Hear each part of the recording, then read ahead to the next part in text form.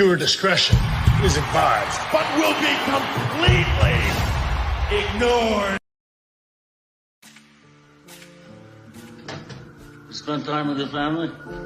Sure I do. Good.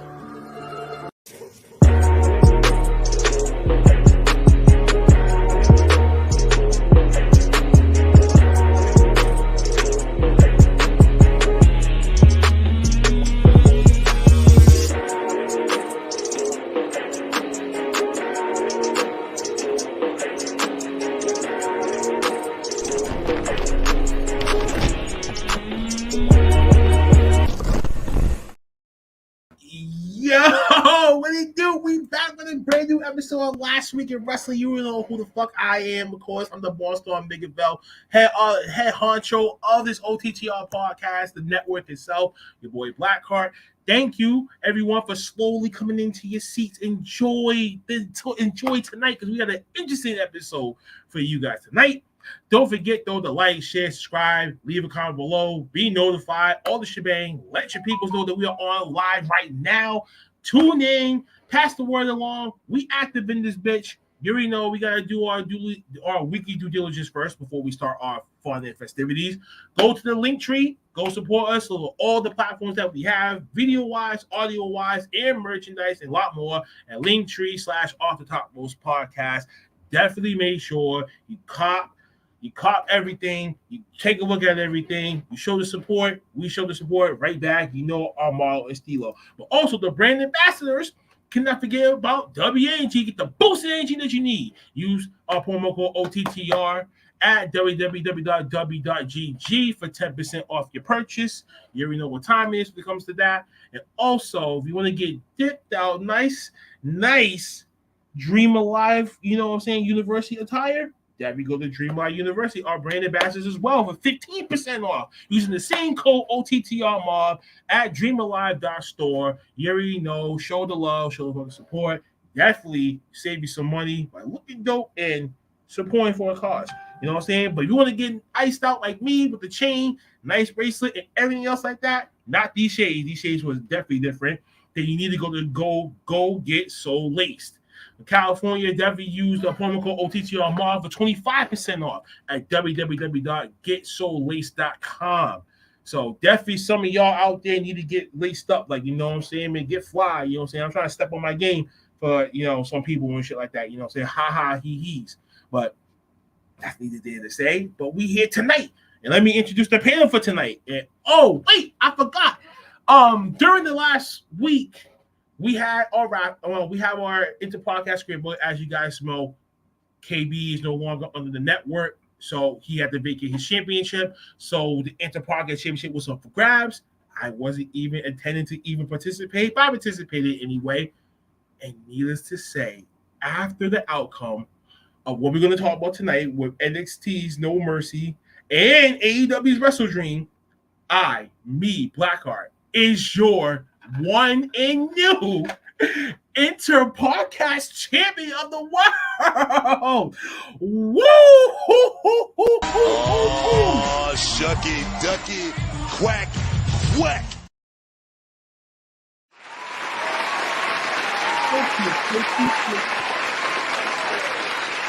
I cannot forget about myself, though. I'm all by myself, though, tonight, because this other person went through his title defense, and he won fair and square, Molly-what-wise. But then I gotta tip my cap off to this man, because he is a five-time OTTR champion. Give it for your man, the most obnoxious one. Big Mike, what the deal, Playboy? Yes. Yeah, Big Mike, your OTTR champion, a.k.a. with me and Big Mike together, we are now presumed to be the new power trip of the OTTR world, because we are both currently your two top champions. So, Mike, how's it going, buddy? How's your goal going up this week? Man, it feels so good. Feels so good to be at the top once again. It feels good to be on top. I try to tell you, these are GOAT things, man. I try to tell you I'm GOAT things, man. Not 1, not 2, not 3, not 4. 5 after the I'm just right behind you. Listen, I'm just right behind you by 1 ring. So, but right now, with this, I'm comfortable with it. Hey, I wasn't even going to go after it, but I was like, you know what? Fuck it. You know, we need the bodies anyway because, you know, our situation and shit. So why not participate? You know, win or lose, whatever. At least I did it. And when I actually found out that I won, I was like, oh shit, I wasn't even trying to even win, but okay. So, okay, kudos. But we're not by ourselves tonight. We got some more of the motherfuckers in the guest in the building tonight, but I'll introduce them last. And of course, this man. Oh boy. This man still makes you want to strangle him, shake my head, and everything the fuck else. Oh man, the Mr. Two Shits and the Toy C Flush himself is Bizak. Your man E Dukes is in the building.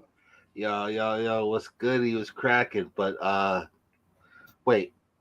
You say you need to go for the title, right? You don't get a clip because we don't know how to introduce you on this show. Wait, time out. That is heard you ain't supposed to go for the title.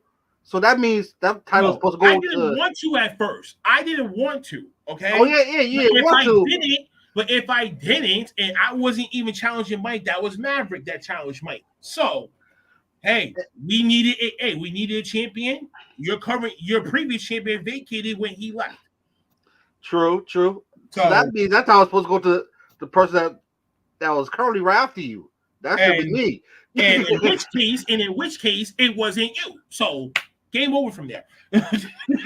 Just forget that. All right.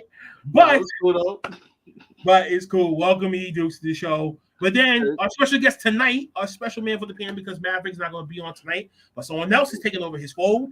He's knocking on the door. Hello.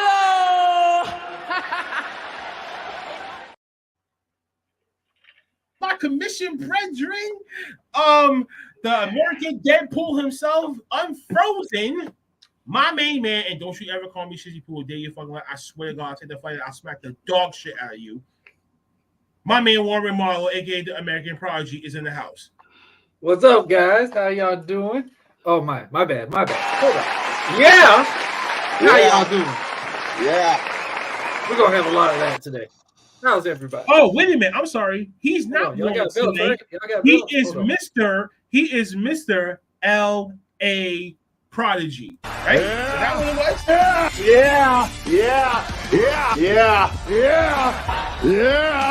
Yeah.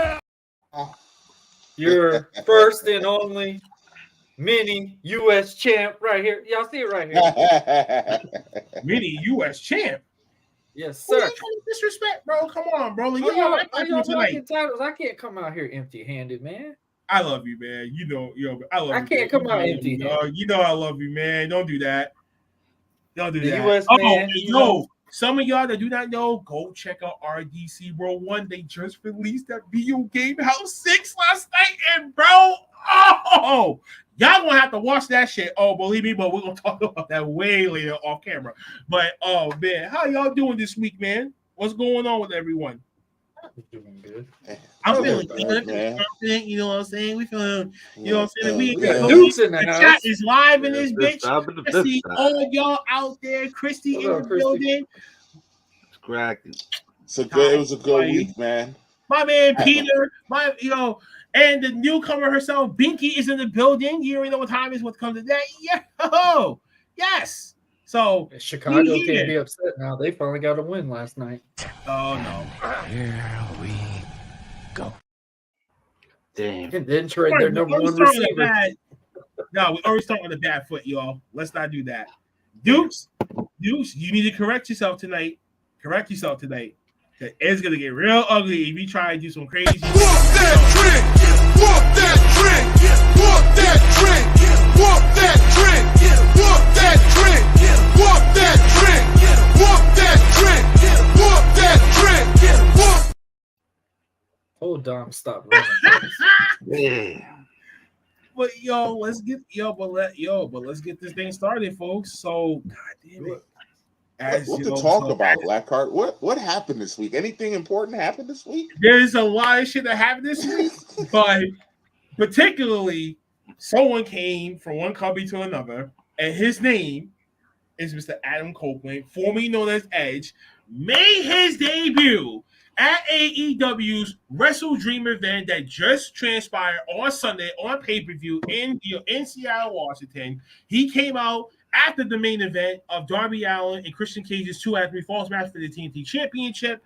And just when Christian Cage was going to go for the concerto on Sting, the icon Sting, nonetheless, Adam Copeland comes out to his intro, the music, the whole 9 yards, and it pulled a whole face move right here, attacking now a new heel of Nick Wayne and Luchasaurus, and he's going to be there full time. So the Radar Superstar is now officially on AEW soil. So fellas, as I'm going to be working on some shit in the background, who the fuck wants to go first? Matter of fact, Mr. L.A. Prodigy should go first. Yeah. Let's go, Andy. Hey, I think I said all I could on the commission talks about it, but obviously, him being retired or not wanting to retire, most things that this is the thing that AEW, Impact, and all these have been well known to do is take the guys that were on top in WWE and no time it comes. When your time's up, it's hard to get away from it and stuff. And, with Adam Copeland, God, I hope I don't keep abbreviating him and almost call him Adam Cole every damn time. But it's just good to see that he's coming in there. He's going to make an impact. And like I said, one thing that AEW has not had for the longest time is storytelling and characters.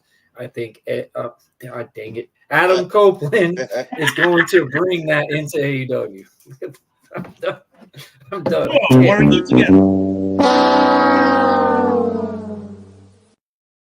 to change this last name at least. My gosh. I think this there you go. This was a huge get for AEW.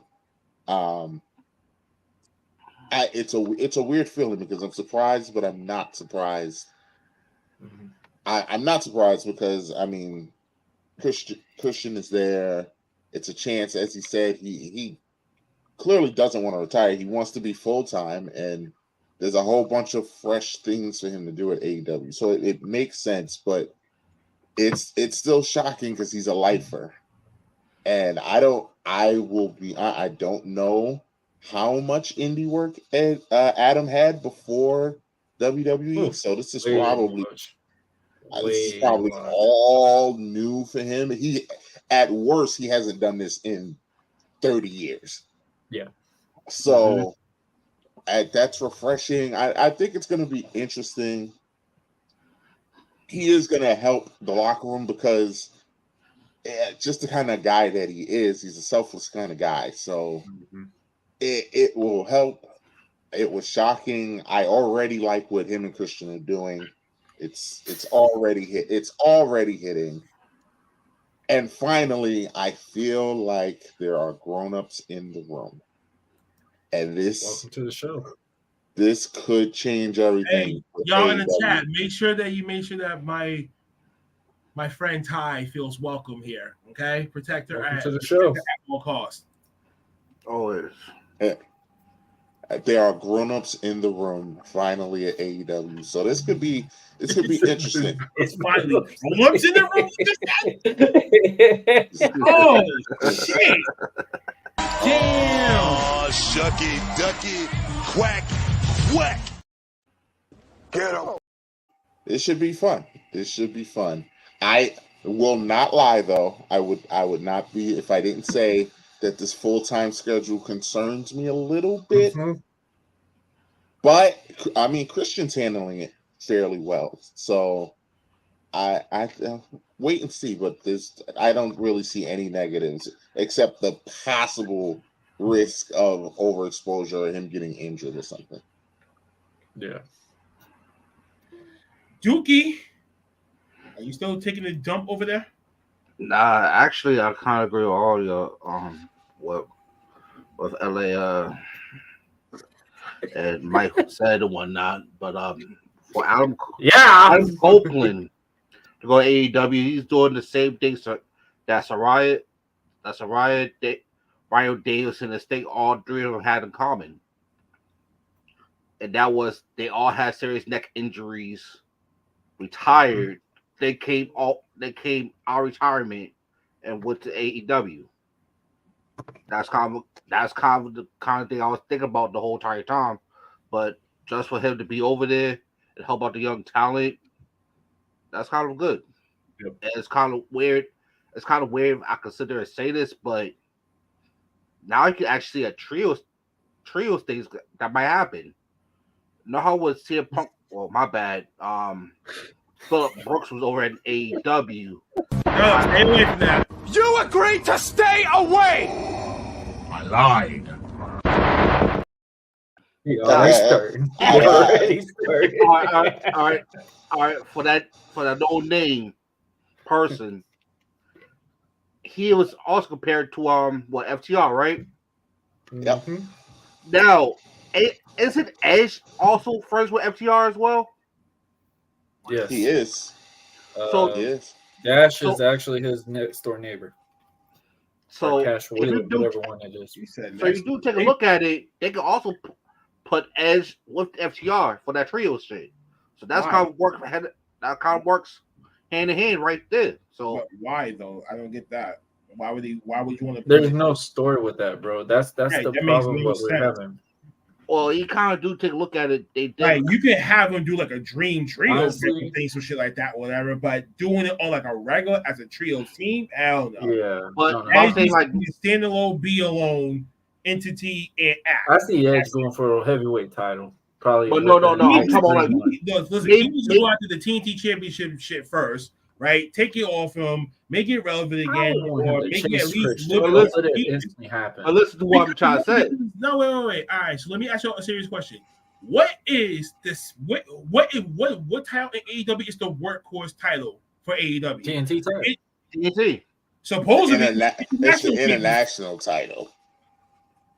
So if you trying to have that man hold that TNT championship, make it fucking prestigious enough that is the second tier championship. And I said this shit for like a season and a half already about what the problem with AEW is about the whole division. It's like everyone can go after whatever title. Yeah. And there's no But real supposedly they had stats and stuff. Remember that? That don't mean shit. That's don't what I'm mean saying. shit. But Still when they're sitting there saying saying, that. "Hey, I want a Don't title mean shot," nothing. But look how long. That's But what look I'm how long saying. ago they had the stats. They had the stats for like a short period of time and took all that off. They weren't even But it consistent was when they disrespected started to it. how you create these contenders for these championships. Now, every other week, it's a new title match with a different person Mhm. Yeah. who has Yeah. nothing to do with that fucking rank. So I don't want to hear about this shit. I still So, think I Edge just and feel like if Christian you're shouldn't gonna have happen right Edge- away. But I just feel like if you're going to have Edge go off against his best friend, as he says, Adam Copeland. he wants him and Christian Cage to retire together. So that's the reason why. That's one of the reasons why the Edge came over to AEW, because he knew that Christian was going to be there for a little while, sign whatever contract that's going to be the same time length as him. So when he's done, you're done. Yep. And that's that. And he would wrap it up with his best friend, the person that you walk into them training school with and shit like that. That's his guy. You know what I'm They've known each other saying? since So they were of course you're 14 gonna years want old, to so work with yeah. your right hand man, your best friend and shit like that. You feel me? I mean, if you think about it, so that means Warren, technically their because last your match would best be a friend, tag team Warren, match. because your best friend is someone that's on television with an Australian hip hop that drinks beer from a fucking boot. And we know who the fuck I'm talking about. And that motherfucker is an asshole. Is this too bad, G? Man, come here, man.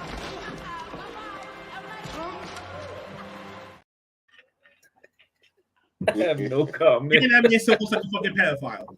I don't give a fuck what you say. Why? Yeah, you want to call me sissy pulled? I'm gonna call that man a fucking pedophile. Sue me. Oh, He's getting booked for it, so it don't matter. I don't give a fuck. Still.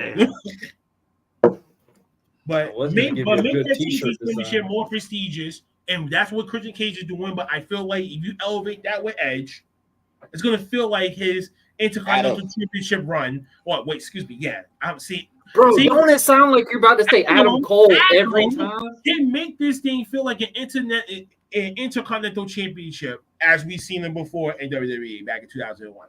When he I was first, surprised he didn't shoot that in a promo saying we're gonna get off a little bit on the edge of the scenario or something like that. You know, like throw that's a what little. Kenny Omega said in that promo. No, I'm talking about if Adam would have That done it on his he was on promo. the edge of his seat line and shit. Yeah. But I mean, I think the ending is going to be like them being a tag team. I think that's going to be the farewell that needs thing. to happen. That will work. Them versus the Hardys, older version. That's it. The Hardys are done, honestly. Yeah, I'm if sorry. we're gonna be honest with it, they're done. It's over. Jeff is got to be more worried about everything, bro. But Matt had to rely on Jeff forever. I'm sorry. Matt is washed up. He can't move anymore. He can't move. Yeah. Not necessarily he can't move, bro. And I think a lot of people have agreed with me when I said this. But Matt Hardy, he tries so much to reinvent another character, but only people see him only with Jeff Hardy. They don't see him as a single character by himself. Even she said they've never seen it portrayed. It's the workhorse title, the Intercontinental Championship of. That is true because Orange Cassidy defended that like every damn week. Yeah, he had that shit for 11 fucking months, nearly a fucking year. It's the second most important championship in the company to me. Like, come on, come on. But the TNT title was supposed to be the one. But the TNT title came first. I would, if I was booking it, TNT title would have been defended every night, every Dynamite, every time it's on TNT, every time it's on TNT. So I mean, I don't know. Just my take is this, right? When Christian Cage was going for the concerto, you kind of feel something was going to happen. They will face the Young Bucks. You know what I mean? The three of them were out there, 3-on-2 situation. Who's going to be the one guy coming out? I didn't think it really was Adam Cole going to really come out there really be. I thought it was going to be someone else. I really thought it was going to be someone else until the video promo hit and shit like that. And I was like, who is this guy? And then when the voiceover to the intro of the song came out, I was like, it was bad. Oh, shit. I'm like, I was just shocked how the whole song looked just like a WWE. And I was like, damn, on my first Jay Cargill, it's now it's WWE. Now Edge is over here at AEW. Hey, I love it. I love it. It's like the NBA. I just love how Edge brought everything back with him. Like, hey, shit. Do y'all think it's a little weird when he's calling himself the Rated R Superstar and it's not the name we're so used to? That's his monarch. That's his monarch. It does feel weird, don't it? It's a little. It's like when you say the Rated R Superstar, you look at him and it's like that's Edge. I can't say Adam. No, see that he's smart because everyone's not gonna know Adam Copeland right off the rip unless you're really interested and you know that man from know his actual name. So for him to have the Rated R Superstar trademark and was unclean for 3 years was the smartest move because WB could have easily picked that shit up just to be petty with so he can't use it. But they're like, you know what? Nah, fuck it. And he took it on his own. That's why his numbers for AEW for like the last few days has been one of like the secondary highest right now on YouTube and shit. Yeah. Because why? Name recognition said it best. For non-wrestling people, they're gonna remember an Edge. Yep. You know, he is a name recognizable superstar. If you would have told like, all right, so like say like this, right? If you would ask Ty, just as a sample, man. About Kenny Omega, she'll know what the fuck you're talking about. You know what I'm saying? The cleaner. Is that a janitor? Like that, they know off rip. Because why? Name recognition. The only thing I could have thought who could have been other than Edge, I'm sorry, I can't say Adam Cole. It's gonna feel so weird to me. I'm just going with Edge. I can't connect. No. We can't do that. Adam Cole and Adam Copeland are just way too damn close. I'm sorry. But if it wasn't Edge, I could only have saw maybe Matt Cardona or somebody else like that. But that's the only ones I really could have thought maybe be the ones to come out. Because the guys that got released, the only one that could have made a huge impact out of it, maybe Dolph. Maybe Dolph. Oh, believe me. He's coming soon. He's coming soon. His brother. No, he's too busy on comedy right now. Listen, he's if too his busy brother's with over that. there, I mean, yeah, he still got to wait the whole 90-day non-compete clause to be done, and that's not. Does he have that? I thought if their contract's up, they don't have to worry about the 90 days. Nope. That's only when your contract expires and you choose not to resign. Then you can go wherever the fuck that you want. But when you get released, nope, that 90-day comes in. So why is Edge allowed to? Because his contract His contract expired. His contract is. Oh, okay. So you have to be okay. I see what you're saying. Come on, Warren. That's like you going to. Sorry, man. I just had to finish up some W. You know, W right there. Yeah. Put a little plug in there. All right. I'm just saying though, like his shit expired, and then probably right before the expiration date hit, he's probably already talking to Tony and shit. Boom, boom. Oh, bro. And then once that thing expired, he signed a new deal over it, and boom, that's how he got the fuck over there. It doesn't take long. But the way he saw his only he had to be it's like, yo, can you make it to Seattle at this time and shit like that and be discreet? Okay. You know? Besides, he does there's some areas you definitely would not think that someone would go to. I will say that because I've been to Seattle plenty of times. How you know? That gum was, yeah, it's yucky. Well, what is it like? Huh? I went downtown Seattle because obviously my wife's side, her mom and all of them live out there. The gum wall is the main thing everybody likes to talk about. It's legit a wall that they put gum on it. It's like a graffiti look. Mike, have you ever been to Seattle? No. Yeah. Really? Have you ever heard of the gum wall though? Yes. And it's literally been like gum from like I say from 91 or something like that. And they've just been baking that, and that's been a huge trademark for the longest time.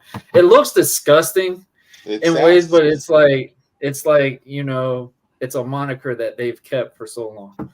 And the weird thing is they actually have the gum outline as a 12 because everybody knows in Seattle, the 12th man, which is 12 is a sacred thing in Seattle. So, you know, but when you go to talking about with sneaking Edge into Seattle, and then you're looking at the overall scenario with it, the building that they're in, it's very easy to hide these people in these areas because there's not that much surroundings around there.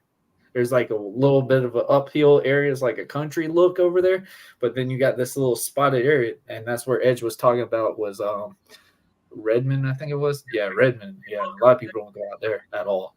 But it's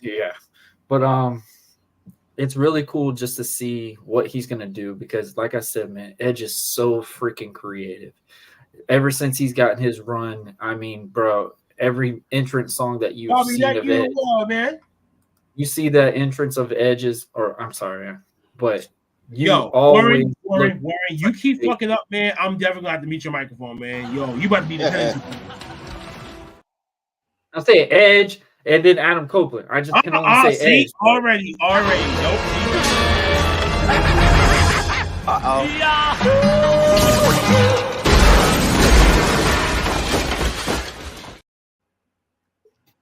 Done with this. And we can't keep up with this name, and we're so used to this name for 25 to 30 years because he's been in one fucking company. This is going to be a problem for a lot of wrestling fans. So we're going to start my Edge shirt and then take it. We're going to listen, man. No, listen, man. This is my new Undertaker shirt right here, though, man. It ain't fly. Oh shit, that looks. Is that from that same design that you were talking about last time? No, the one with the Simpsons. No. That's a different company that did that. But Adam Copeland, I'm sorry, but I'll have to get used to that. And I'm pissed. I swear, if he gets a shirt that says AC, oh my gosh. There's too many Adams in AEW right now. We got AC. These days, man. There's too many Adams in AEW right now. There's too many of them. That shirt looks just like the damn WWE one, though. The Rated R Superstar is just in black and white. I'm like, come on. Oh, Jesus. He's not dumb. He's not dumb, and TK probably paid a pretty good hefty payday. And TK, bro, get him the punk pay. And then I'm gonna say this here right now: if Edge did not re-sign back in 2021, I think CM Punk would have never made the AEW. It would have been Edge. Oh, just saying, easily. They said that would have been saving them 2 whole years of bullshit. I'm calling that right here, right now. Oh, you're not calling that right here, right now. Now, I'm not saying it to throw Punk under the bus. I'm saying that as in if I look at the time period, I'm like, okay, Edge re-signed, but he didn't resign for a long lengthy contract. So he's doing this for a year or two. What did you say, Dukes? That boy over here doing mind reading. What's your shit? That ain't me. Just a different translator over here. No, Dukes is probably looking at porn. He's probably getting into two screens fucking confused. Sorry, Dukes. Actually, no. Look like you're in his comfort zone. Oh man, but boys, we gonna shift on forward, man. And listen, we got into some shenanigans last week, and we're gonna quickly run down what happened on the NXT No Mercy pay-per-view. So this is the follow of that. So out of Kalani Jordan taking on Blair Davenport in the opening kickoff show. Of course, you know, Blair Davenport was gonna win in a nice fashion. Then the opening card was Braun Breaker taking on Baron Corbin. Just when we all thought Braun Breaker was really gonna win, nope. Look who fuck wins. Baron Corbin unbelievably wins. Then the failed 4 match for the NXT Tag Team Championships was being defended, and a lot of people were split on this. But your reigning defending Mafia champions is in the house. Then the NXT Heritage Cup Championship, a lot of people picked it Butch, but no, my guy Dom Dar from out of nowhere retains that fucking week championship. And then my man Trick Williams against Dirty Don from North American Championship, and our man whoop that Trick. What won eventually? Then the NXT Championship with Ilya Dragunov and Carmelo Hayes, and man, this was a banger of a match. But your new champion is Ilya Dragunov dethroning Carmelo Hayes. Mr. Him. Then the main event was the Extreme Rules match. Tiffany Stratton taking on Becky Lynch for the NXT Women's Championship. Oh, whoops. It was supposed to be Becky Lynch retaining the NXT Championship belt in a violent Extreme Rules match that honestly, we got to get proper we got to get that girl Tiffany Stratton her flowers because she made her bones that night, and it's most definitely being recognized. So, thoughts, reactions of, NXT No Mercy pay-per-view. One of the best ones they've had in a long ass time. This one can compete with the old ones. Oh, wait a minute. And I got to play this for my man Trick Williams, man, because, especially what happened to him on Tuesday, literally days after. Eventually. Fucking stupid. But I got to play this clip for him, man. What? Yeah. I like it. Oh, yeah, man. What if Booker would have started dancing? Dancing like freaking, what's his name? Prince Nana. Pat. Dance like Pat, like he does with Shinsuke's song. Hey, listen, I don't do the whole thing. Whatever the fuck that is that he does. He's tricking. Who's going first, man? Who's going to talk about this NXT? NXT No Mercy. Dude, I'll go first. Go ahead, Dukes. No, wait. Yeah, you better. He's going to go right back. This man is going to go right back into masturbation and shit. So go ahead, man. What? Ever since that man been on that Bluetooth shit, he's been acting mad fucking hard. He's not sweating right now, though. Yo. He's sweating right now, though. Listen, I'll put it like this. No Mercy was kind of a good pay-per-view for NXT. Kind no of bullshit. What? Kind of. But the shit was like, why you give Trick Williams the opportunity to win the belt and make him lose it the next day? That shit kind of they fucked up. Oh, you mean like the next show? Yeah. Basically, you take a look at that was kind of the next day. We definitely agree, Binky. Both of them were outstanding last week. I 1000% agree with you, Dukes. That made me so upset on Tuesday. I typically record. I'm gonna let you go back, Dukes. I typically record NXT and then go back and watch it. But No Mercy was so good that I was ready for the follow-up show. I was like, they got me hooked. Let's see what's gonna happen. And then seeing Raw with Rhea telling him, "Don't come home if you don't win the belt," I was like, oh, this is going to be very interesting because ain't no way Trick going to lose the belt. Not that quick. Just when you Just for him to lose the belt. When you thought he was a player. I was so disgusted with him losing that belt. Yeah. I was so because it just doesn't. That was a waste. That was a great moment that now is not memorable because it meant nothing. But go ahead, dudes. I'll give my full synopsis in a minute. No problem. But the only way I could probably will see that unless y'all both pull that like call up of Trick and Carmelo at the same time. That's the only proper way I can see that shit. If not, they just wasted the perfect opportunity time just to give him that goddamn title and not do shit with him. Just bring him back to Dominic Mysterio. Supposedly, what they tried to do for Trick, they had to like regroup because of Mustafa Ali's release. Yeah. So technically, he was supposed to be the one in that situation, but he was supposed to lose, apparently. So and that was the original plan before he got released. So I think with this, they just said, you know what? He's already in here. He's close to Carmelo. Maybe that we can create a storyline between the two of them and get them going on their own separate path or like whatever, and done the shit that they did. You know what I'm saying? So I can understand them being in a tight spot, especially in under a week. Especially under a week from a pay-per-view, and you release the guy that you've been pumping out to try to be in that predicament. Mm-hmm. You know, it's fucked up, and I understand. And then, as y'all said, I totally agree. What happened on Tuesday was fucking stupid. Like that should be the start of the crack for the Judgment Day, and we see the new Judgment Day start slowly forming. You know, Joe Gacy, he ain't doing shit. Bring his ass up there, man. He needs to do something. You know what I'm saying? JD, he's been itching to get in the fucking door for the last few weeks. My man, like Bray Wyatt, God rest his soul, let the man in.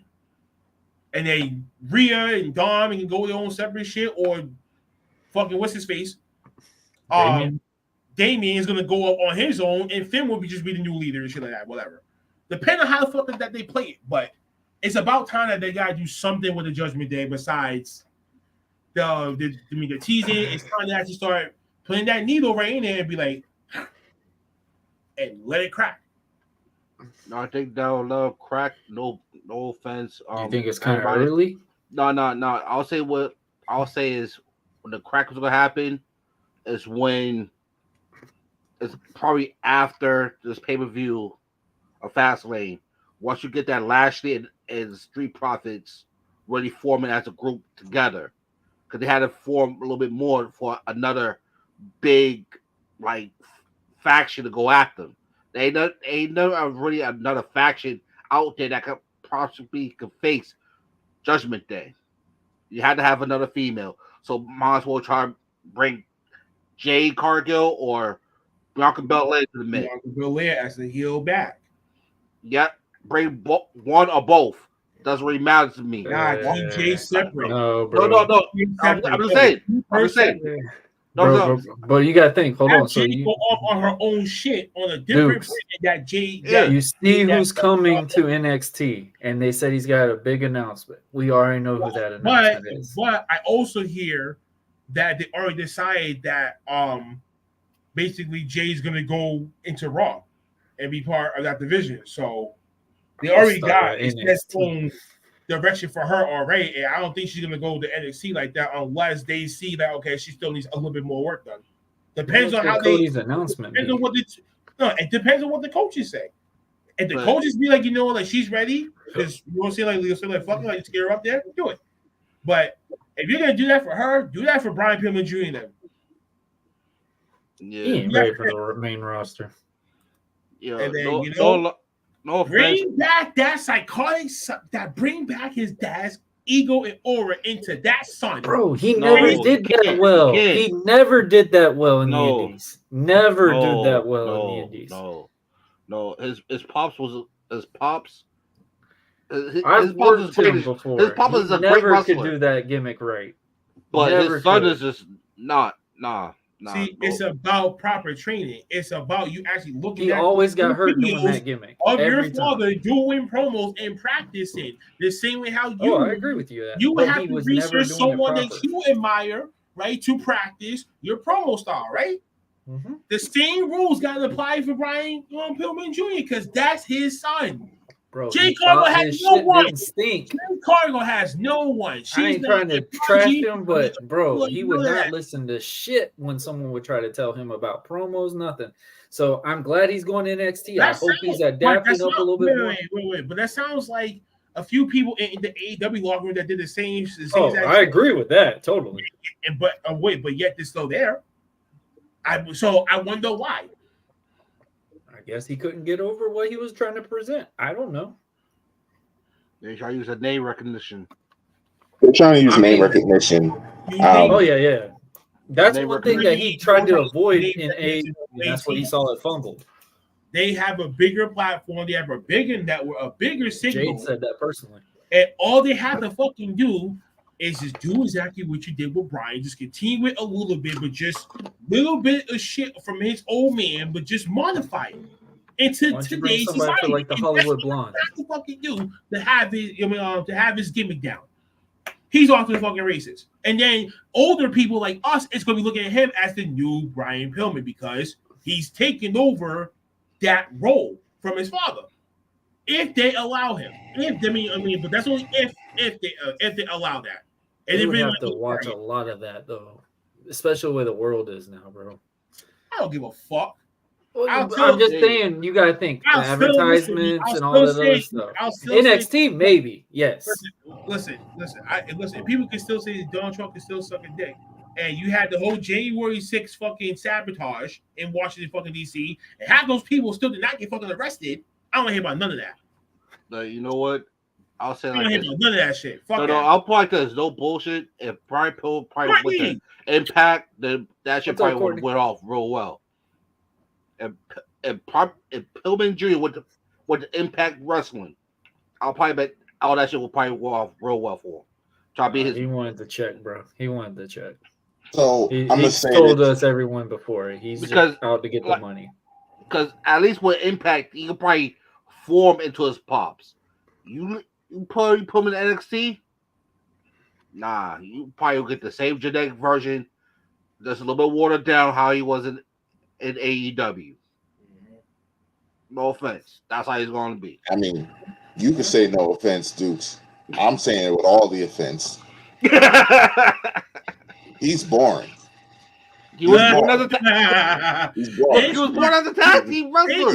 He's not his dad. He's not that good. I'm sorry. I've worked the guy. He's not that damn good, bro. Look. If your person, he's not that good.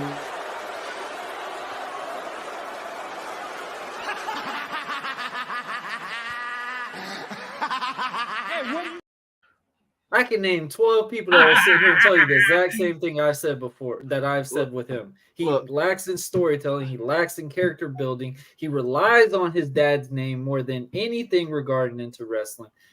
I don't want to trash the man, but I don't want to sit here and hear, if he acts like his dad, such and such. Again, just you don't want to, but I will. I'm gonna lean into the camera. He's mid as fuck. That's what he is. He's mid as fuck. So basically, somebody. So what he's telling me is basically Pillman Jr. is just a jobber. Yes. Maybe a manager. Yes. Not even the manager. Not even the manager. He can't even do that. He can't talk on the mic, Warren. He can't even do that. Right. No. What he's gonna be, he'll probably be. I can send you clips of stuff, and you're dead on with it, bro. We try to tell him stuff, and it's just like, hey, my dad was Brian Pillman. That's all. That's what he'll tell you. Yo, Warren. I'll put like this. Pillman Jr. is gonna probably be like one of those wrestlers to probably put in a wrestling ring with no music playing, and watch the other wrestlers. This motherfucker told me he wasn't gonna take an arm drag. And I said, "Oh, really? He's gonna have a jobber's interest." That's what he's gonna have. You have a jobber's interest. He didn't want to take no music. No, he did not want to take an arm drag because he wasn't. The crowd wasn't AEW crowd. This is when he just signed with AEW. You know what? If you want to ask somebody else that done this, he's on MLW right now. He didn't want to take a suplex because he didn't believe we were too big time for him. Yeah. Well, So well, you know Yeah, what? I'm I can all have a set. whole day with this rant. I'm With this. all set on Ryan Military. Get him. whoa, talk about. He's not even ready for MLW. Bro, listen to what I'm saying. Yo, what? There's someone that I know personally in MLW. We were supposed to schedule on a triple threat match.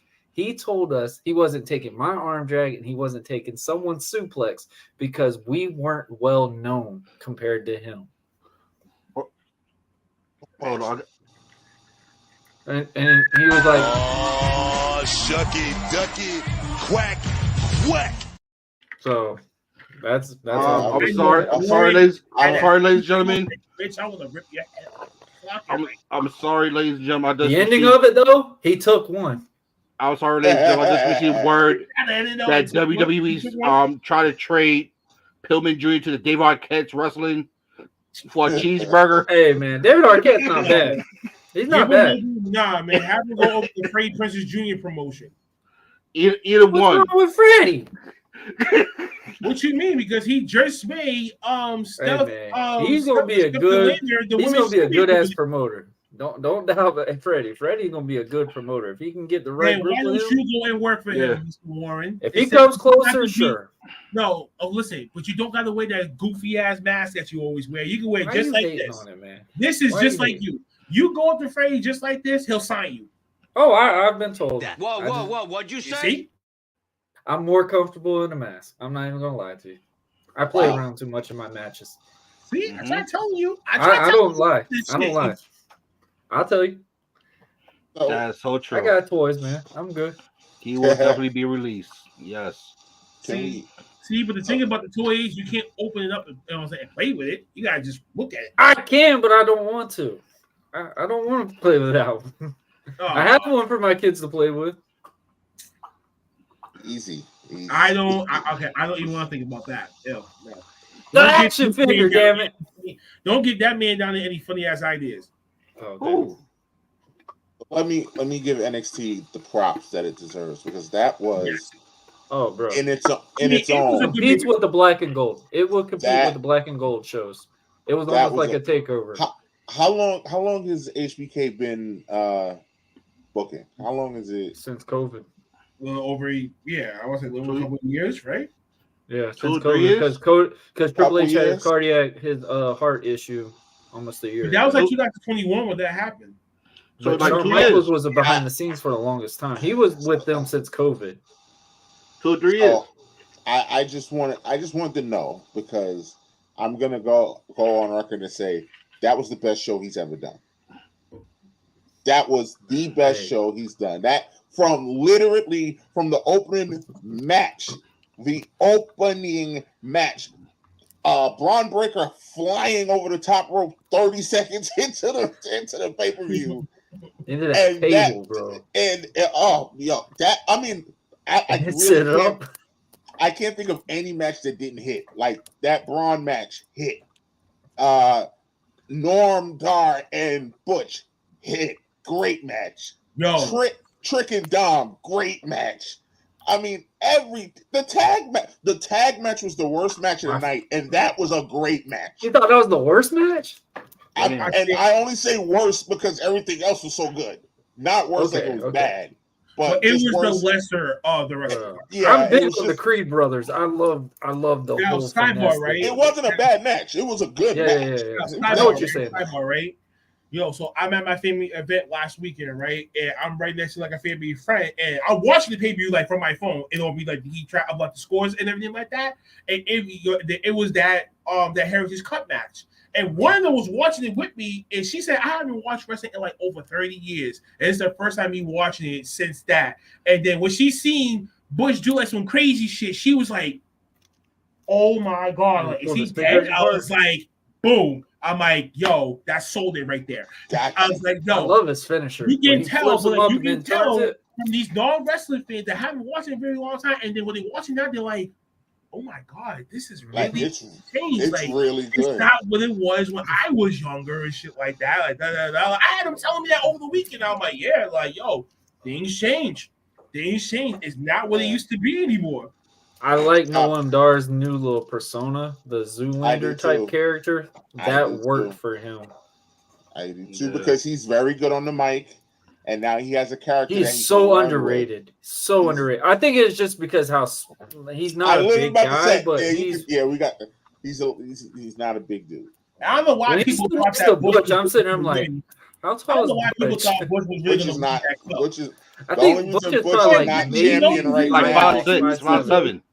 Bro, That's you the know only the reason reason he's why not all champ these right now. people coming down from the main rosters to go on the NXT to help develop the new feature that's generation. a good That- thing, though. That's the best that's thing you the can new do. formula right now, and it's working for them.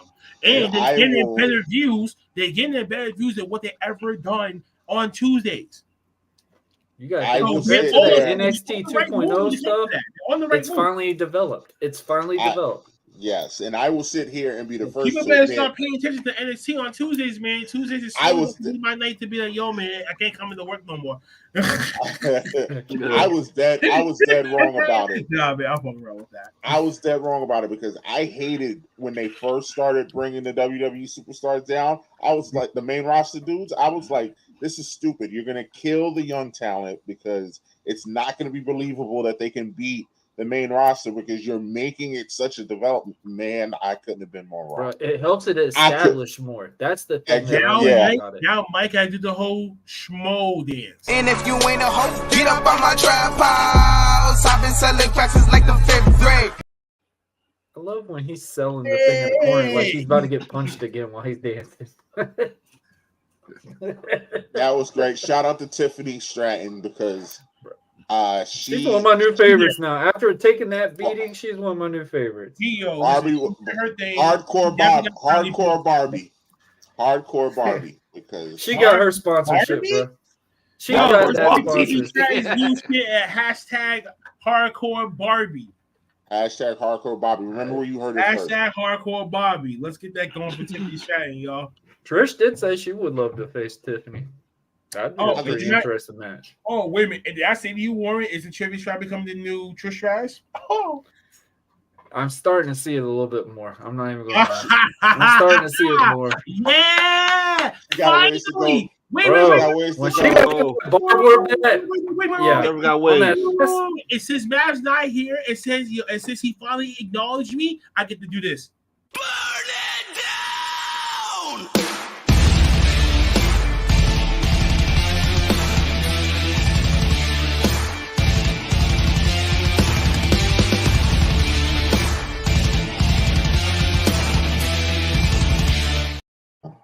Is there another dude that could wear that stuff? Yeah.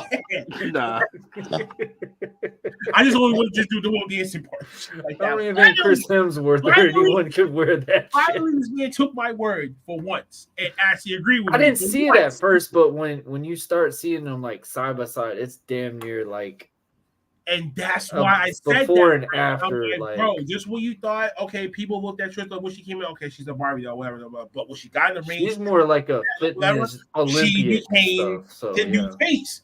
Now you're seeing a similar path happening with Tiffany. Is that that's now, man. a natural She's gonna athlete. be a nightmare when she gets on But that she, main roster. but Tiffany compared to Trish was a natural athlete. So when she came in, it was like, okay, almost second nature. Okay, cool. Because when you see her do no fucking moonsaults, fuck that, man. Game over. I'm like, Yes, yo. she was a gymnast, right? You I'm forgot like, she yo, was an listen, Olympic man, you gymnast. graduated, bro. I don't see no bitches doing that shit in the NXT locker room. She's Nah, an man. You Olympic do this gymnast. and you're doing it on a consistent basis, bro. Come on. Game over for me. I man. give Like, people you know, props. man. Guys like Ricochet and all them to sit there and walk the rope and stuff like He's that. I can comfortable. walk the rope, but I get so nervous to do these things. Like they just sit there and do it like it's nothing. Like it's literally the simplest thing for them. I mean, I just give a lot of them props. Listen, if Deuce would have ever done that, that man would have fell right on top of his head. What, walk the rope? Depends on how tight it is. If you No, can that move man- it, Hey, based off your foot placement. If you put a little bit of leverage, hey, all right, I've seen a 300-pound dude He would walk the try to do rope. a moonsault. I've seen it. Like, no, listen. He would try to do a moonsault like how Vader used to do it, right? And then you know how he'll come out the top like mass low? That's Dukes. If you ever try to do that. Why you gotta put me in this like that? Dukes, would I you do a could moonsault? do moonsaults now. I can do moonsaults, baby. Don't try to come with me like that, baby. He's wearing a fat When suit. did Don't when let did him you fool turn you. into Dusty Rhodes? And slide down. I can slide.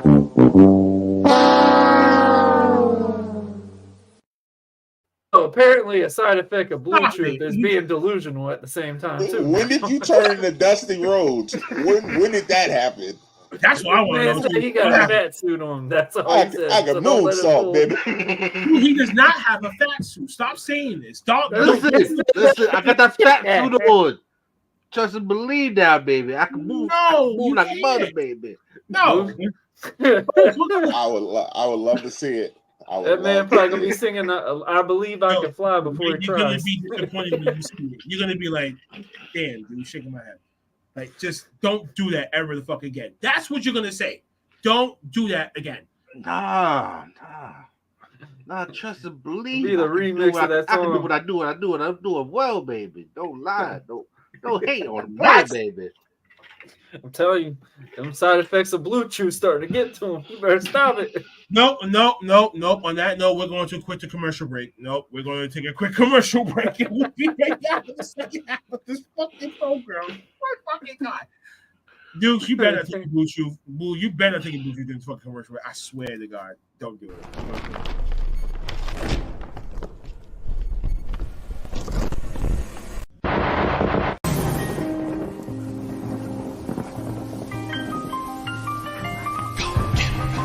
Motherfuckers call me fucking names. The forecast? See who's fucking calling new names tomorrow when I fucking go in there and shoot the fuck out of the teachers, students. Motherfucker that fucking called me a dork. See who's a fucking dork now, bitch. The motherfucking bitch. Hold on. Ooh, the bitch that cheated on me with my friend. With my goddamn friend. Man, who the fuck you talking about, though? I know you ain't The bitch. My bitch. She cheated on me. I'ma kill that bitch. I'ma kill her. Hold on, And I'ma down, kill dog. that motherfucker. Let's go.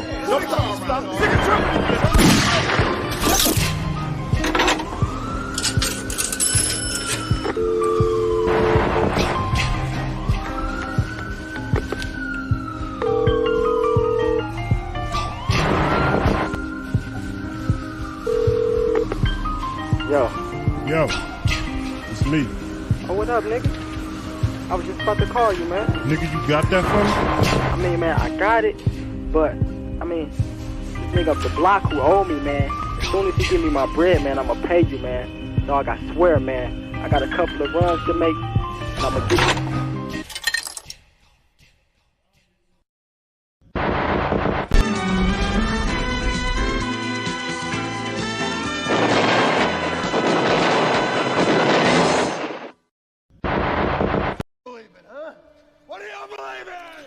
I believe whatever doesn't kill you simply makes you stranger.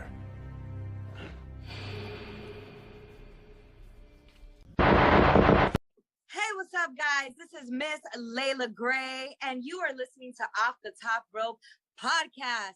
Y'all need to check out this interview. Check out my man, because he knows how to do his damn job. So, check it out. Stay tuned.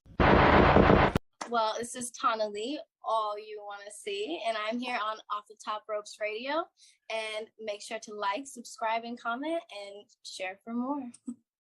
Wow, the stinger. Timmy, I'm from the Dream Come True Fantasy Contest. You ready to wrestle? You bet. Mom, Dad, it's really him. Hold on. Okay, now I'm ready.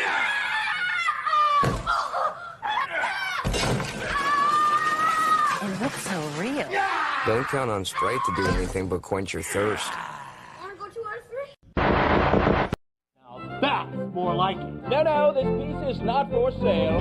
Money is no object. I've got the power of the card. Get the power of the all-new official WCW MasterCard. 10 original designs, all featuring the new look WCW logo, plus Nature Boy Ric Flair, Kodak, and the new WCW card. Of course, you know the one I carry.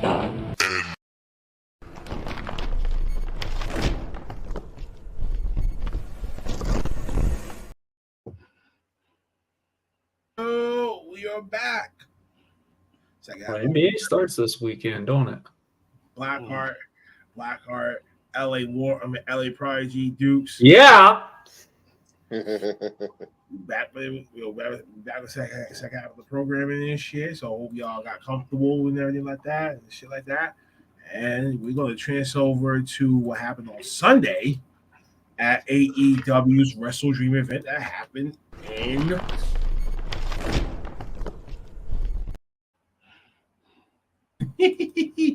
all right. My fault. So the opening match card, Team Shane Taylor versus Team Keith Lee. I'm not gonna go by each fucking name from the 0 hour. Team Keith Lee actually wins this. Good call. Josh Barnett's wrestling debut against Claudio Castagnoli. Castagnoli won. In a good match, I should say, for my standards. Luchasaurus and Nick Wayne should not even be on this motherfucking card. We're gonna talk about that later, but Luchasaurus mollywopped the living shit out of Nick Wayne. Then you got the trio championships. TMDK tried to take on the Acclaim with Daddy Ass, and he already know Daddy Ass, and the Acclaim was going to retain the championship. So obviously they're going to win that. Then this match, I'm gonna get to my shit later. MJF retains against the Righteous for the Ring of Honor Tag Team Championships, and I'm gonna go off of that. So this fatal tag team match for the number one contender spot for a tag team championship match, and as predicted, the Young Bucks get their tag team.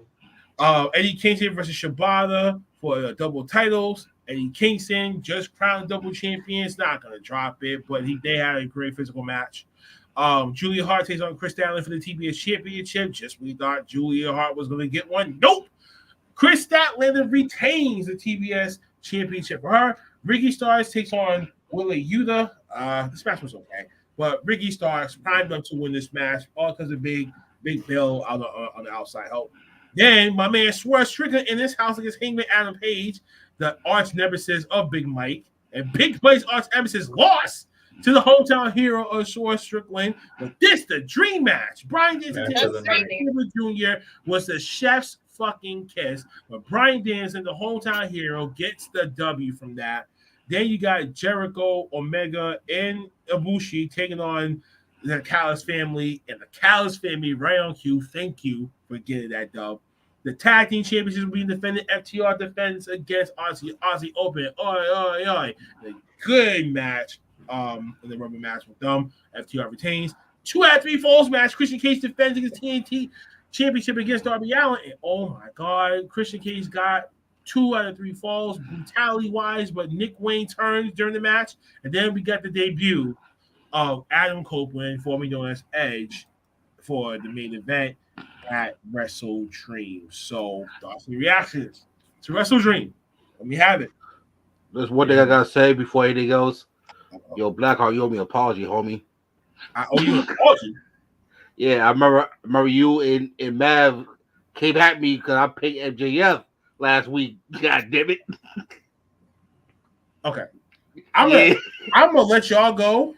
So, dudes, I apologize for that, and that's why I'm gonna save my shit for last because I got a tirade coming. I got a raid coming just for that match and Tony Khan. But I'm gonna let y'all go first. No, go ahead. No, we gonna have a Tony. No, I'm going last. Oh, No. I need that rant to happen. Mike's going to smile like this. I give a rant about Tony Khan every day. Which one you want? Listen, it was a good pay-per-view. I could have done without the 17 matches, but that's my preference. But it was a good pay-per-view. The highs were good. Yeah, I mean, are we surprised that the Young Bucks won? Because they never seem to lose because they book themselves to win all the time. But nobody wants to listen to me when I say that. I'm a hater. So, yeah. But, yeah, Young Bucks. Yeah, Young Bucks win. Matt or whatever, I don't know, is the number 1 contender for the international championship. I mean, all par for the course, all par for the course. But yeah, FTR put on another great match, and they are FTR. Dukes, and Blackheart can confirm this. I also picked MJF to win that match because I knew MJF was going to win that match because we're better than you and you know it. Why I said I have a rant coming for this because you're going to see why. I'm just go. I also picked Christian to win that match because I am the best at what I do. So, yeah. No surprises for me from the card, except for Adam coming back. Par for the course. Good card. Was that part of the DraftKings? Was it a question if Edge was going to show up or something? I don't know. I feel like I'm so good at this point, Warren, that I need to start doing DraftKings and win some money because I'm just the best. Period. And Mike, you know it. Mike, you don't look like a heel, but when you talk, it's like you're that educated bad guy. So fucking late. Wait, I'm sorry. Wait. You got like that Professor-esque, like bad teacher vibe. But I need my spotlight because I'm sorry. I would not be me if I did not talk about that bum Hangman losing. Oh, did that do Fuck shit, motherfucker, I don't care. Did that do my heart How do you feel good about Hangman Adam Page? to hear that crowd boo that man and have him look around like, what? Boo me? God, he was supposed to be a baby face. I'm supposed to be the good guy. You're supposed to like me. Get the fuck out of here, man.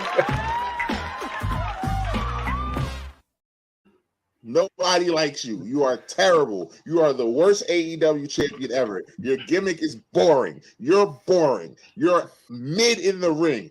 Get out of the main event picture. Just go somewhere. Just go. Just go be with the Dark Order somewhere. That's what you do. Go do that. Leave the man.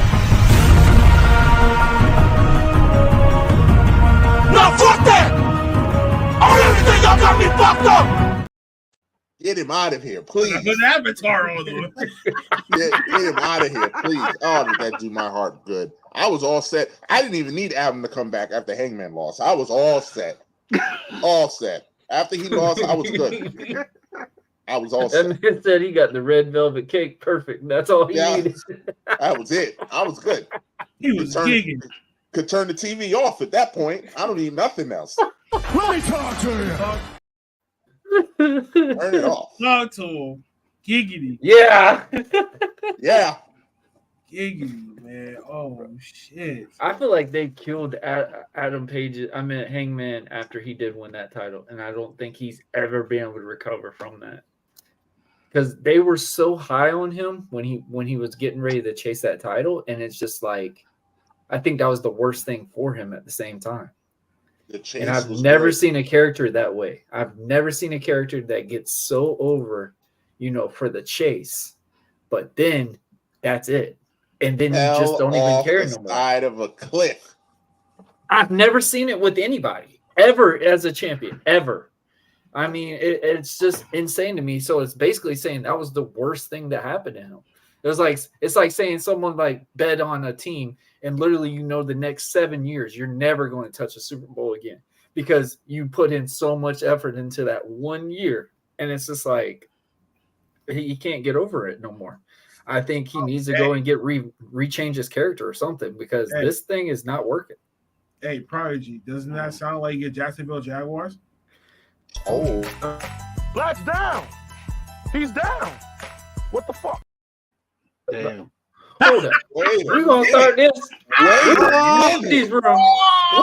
a minute. Your team. What's wrong with your team? See, wait. Hold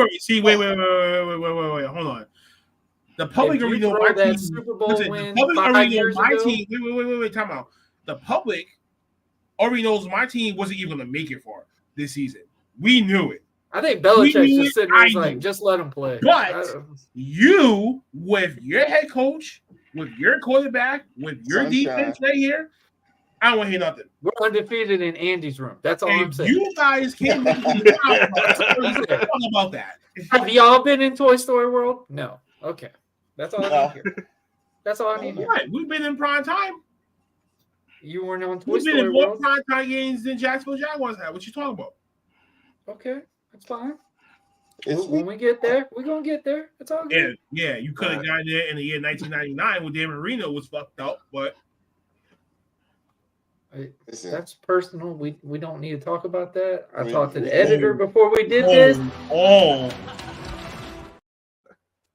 It happened. It's okay.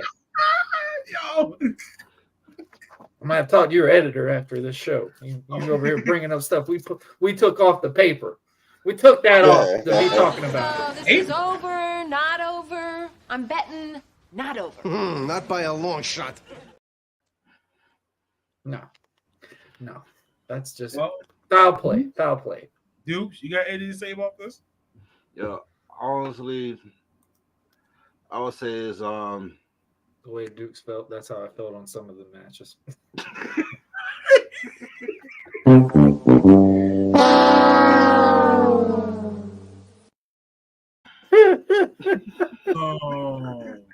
Yeah, you know what? Probably the best match gotta be Brian versus Zack Sabre Jr. No bullshit. Definitely. Like you really do take a look at it, Dave Bryan will give you a great match every single pay-per-view, regardless who his opponent is.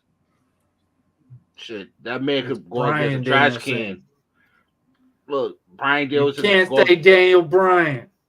Listen, Brian Danielson could go against a goddamn trash can, and that shit will look an excellent goddamn match. No bullshit. I probably see some crazy shit in my damn life. No bullshit. I've seen some shit, and Daniel Bryanson. Open your eyes. I am. My eyes are open. Open your fucking eyes, bro. This is over here zigzagging, looking like a Matrix character over here. What the fuck is going on? Oh man, shut your bitch ass up. Bro really pulled the blicky on her ass. But no bullshit. Probably second match for me was Swerve winning. I like what Big Mike said. You know, I was excited to hear the boos. I enjoyed it, but knowing that Swerve actually got the dub, that made me feel so happy. And that everything else was cool. It was a good pay-per-view. No bullshit. Only thing I could probably only thing I probably was to say is what we all kind of figured that somebody was gonna come out. If you gonna place the whole entire match card and you put Christian Cage last, somebody definitely will come out. I think it was just for Sting's benefit, but I get what you're saying. I thought it was because Darby was from Seattle. I thought that's why it was that's what I was getting to with Darby was being in Seattle. Because of the grudge rivalry and shit like that, I mean that's why I thought that they deserved that, you know. But if we do, if I really would have put the whole time match card into place, Brian Danielson's match should have been last. But yes, knowing he's from Seattle how too. It was, knowing how it was, you put Christian Cage. Wait a minute, we actually agree on something for once. He's taking the shit we said on commission talks. That's what he did. He got a cheat sheet. That's what it was. What's going on? We gave that man some bloopers. But no bullshit. That's how I see it as. I see it as if y'all put Daniel Bryan's match last, that show would probably been good. But you put Christian Cage's match last, that could probably sit back and tell you, you know what, somebody's coming out. Christian Cage should not be the main eventer of a pay-per-view. Of a long pay-per-view like this. Last time I seen Christian Cage do a goddamn pay-per-view main event was back in TNA. You think he can still deliver? He did deliver. That was a good match. That's what I'm saying. No. Christian is It was delivering good right now. I'll put this: he delivered good matches, but not major main event worthy type of matches as my eyes can literally sit there and see. That could be like what's considered a main event to you? Wait. He had the one with Kenny Omega at the debut of Rampage. That was a great match that he had. Yeah, Christian hasn't delivered one bad match since he's gotten on that. Right. Yeah, he hasn't had it. a bad match since he's been there. But I'm saying like this for him, for right now, as the title he has on his waist, that should have been no longer the last match. I'm saying as if this is a Wrestle Dream match, what's a Wrestle Dream match have been? A dream match. So what out of all these matches were dream matches? But also, dudes, you gotta consider this. But right? you also gotta think that benefited Darby. Hold on. Yeah, that could benefit Darby in any single type of match, anywhere in that match card.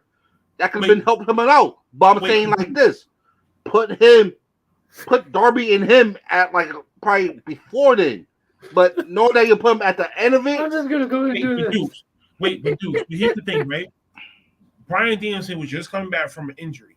They didn't know how well he was going to be in this dream match. This is the only been the one prime match that he's been in since he's been back, besides the Ricky Starks dog call match, whatever. All the other matches that he had were all tag team matches. All these matches has been protecting him, saving up his for neck was bothering him again. Yeah. No, not his neck, his arm. I heard something was wrong with his neck for a little bit too. Nah, it was not. But the main reason why was that before his arm because of the last injury. Oh, okay. Okay. So they was trying to protect him that way. Which why would they place him on that card? They placed him where they placed him at because of his health and his safety, and they definitely want to try to preserve him for what they want to do with him next. So, from me, when I saw that move, I was like, okay, I can understand because he just came back, from an injury, shit like that. They're going to try to take it slow. We gotta have this dream match anyway, so they're going to try to protect each other. And you can see some spots where Zach was protecting him. Mm-hmm. Like you can see if you really look at that match. But are you finished with your take? Or if you booked it, wouldn't you want Zach to win? Because I haven't seen Zach win one freaking show. He only wins. He only wins in New Japan. Yeah, but wouldn't you want him to win one of the big ones here? Especially if Brian's not there all the time. Brody, listen. This is AEW. I get that, but I'm saying Zack Sabre is like a huge man. In that one card. Honestly, that's one of Brian's dream matches, and he said that on the what was it? Was it the Cruiserweight Classic when he did the announcements for that? He said that was one of his dream opponents. Yeah. So like when I saw that on the card, I was like, that will make me want to watch this show. No matter what is on that card, that's the match I would want to watch because I know for a fact that kid, that's what he's always wanted. And but I think I would have booked Zach to win it just so you could get maybe another one out of them or something because he's been on all these pay-per-views. I mean, they're going to have another one, but it's just going to be on New Japan soil. Two things. One. Listen, you got to understand the working relationship between AEW and New Japan. Yeah, that's what I'm saying, though. But when that benefit that, to make it go to that. They are going to lose. But when the AEW wrestlers go over to New Japan, it can be split. Based on the booking. I mean, I agree because I on here 2 weeks ago literally said, and Blackheart told me because I was like, I don't even understand what this hype is about Zack Sabre because he never wins. He comes over here, they do all this, he never wins. You forgot about him when he faced Claudio. You didn't really care to know he lost to Claudio. And listen. It's to each his own. It's subjective. His matches in the U.S. are not all that. They're very just okay matches. So I was like, I don't even understand the hype. And Blackheart was like, well, he wrestles completely different in Japan. So that's where all the hype. I really said that because you really look at his matches in New Japan compared to what he does, and they're totally different. And I was like, people, if you watch him with Pete Dunne and all them, the styles definitely recommend those. Two different fucking styles. The one where he did with Pete Dunne and Tyler Bate and all them, bro. Outside of it, now they have their Pacific now, like the Pacific styles now in different companies now. signatures. Not necessarily New Japan. The ones where he did in London and stuff, bro. Those were the ones I would talk about with Zack Sabre. Zack Sabre, with the stuff that he does with the hand movements, we think, oh, Pete Dunne's the one that invented that stuff. No, if you watch his stuff, bro, he's moving your arm. Right. He's got you in every possible scenario with the arm locks, like trying to figure how you wear it. Like we saw a little bit of that with Bryan in this match, but it's like you just said, the U.S. audience is only used to certain people. We're not really branched to go, okay, that person's out such and such. This person's such and such. And that's something that I thought that's why Zack Sabre should have won this one, so it can establish him in the U.S. audience because he's been in the U.S. so much. Because now it's just like, oh, when you come over here, you're going to bring a good match, but we know you ain't going to win. Like, that's like a predetermined aspect to it. Unless he goes all of that, Warren, is exactly why A, I knew Bryan was going to win, and B, why that match will never be on DraftKings, Mike. And why that match cannot be the main event, because you can't guess it. You can't think of it. That's like, I know everybody, you know, dream match, great match. That match was. It could have been. You would have to be a hardcore wrestling fan to enjoy that. To understand it, yeah. Because if you're not a hardcore wrestling fan, that match was boring. Because all they did was trade holds and chain wrestle for 20 minutes. So if you're not a hardcore fan that knows what's going on, that match was boring as hell, and you can't have that style. I agree with you. Trust me. I agree with you. So when I teach the students that I have at a training school right now, I teach them to go watch these guys so they learn chain wrestling, because that stuff is what you need to learn to start the whole area of a match. It's a good placement on the thing, and that's something like I idolize when I watch Zack Sabre Jr. because I love the chain mechanics to him, because he's not so flashy, but he does stuff in only he can do. No one else can do what he's doing. Like, bro, when he did the hand movements and stuff like that. Does he remind you of the Dynamite Kid? Yeah, that's why I literally have said for the longest time. But he doesn't do all those crazy stuff like Dynamite did. You know what I'm saying? Like, he's very safe with it, but he's just like all over the place. It's like he's got like a kid with body oil, and you just cannot get a hold of him. Like, it's like a little. It's like Tom and Jerry, and you just cannot freaking trap this damn mouse. Oh, wait, that's the perfect scenario. Matter of fact, he's not. He's that he's that grease deaf guy that be running around and Family Guy. Family Guy? Oh, you never gotta catch me. You're wasting your time. But listen, he's the runner of wrestling. I'm gonna make my shit short and sweet since we got that much time. All the matches was shit like that. Me, obviously, the Bryan Danielson and Zack Sabre Jr. That was my match of the night, obviously, for obvious reasons. Because for me, that reminded me of, like, you know, Chris Benoit, Dynamite Kid, Kurt Angle, Brock Lesnar, like Bret Hart, my type of guys that I grew up watching, that made me a fan, interested of more the craftsmanship of the performance in the ring is what made me a fan more than just everything else and shit like that. So that's what gravitated me to. That's a personal touch. I mean, Jesus.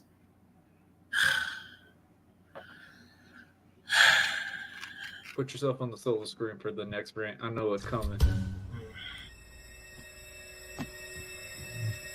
Warning. The following scene contains language of a frank and explicit nature. Viewer discretion is advised. Okay. Go in. MJF versus the Rices for the Ring of Honor Tag Team Championships.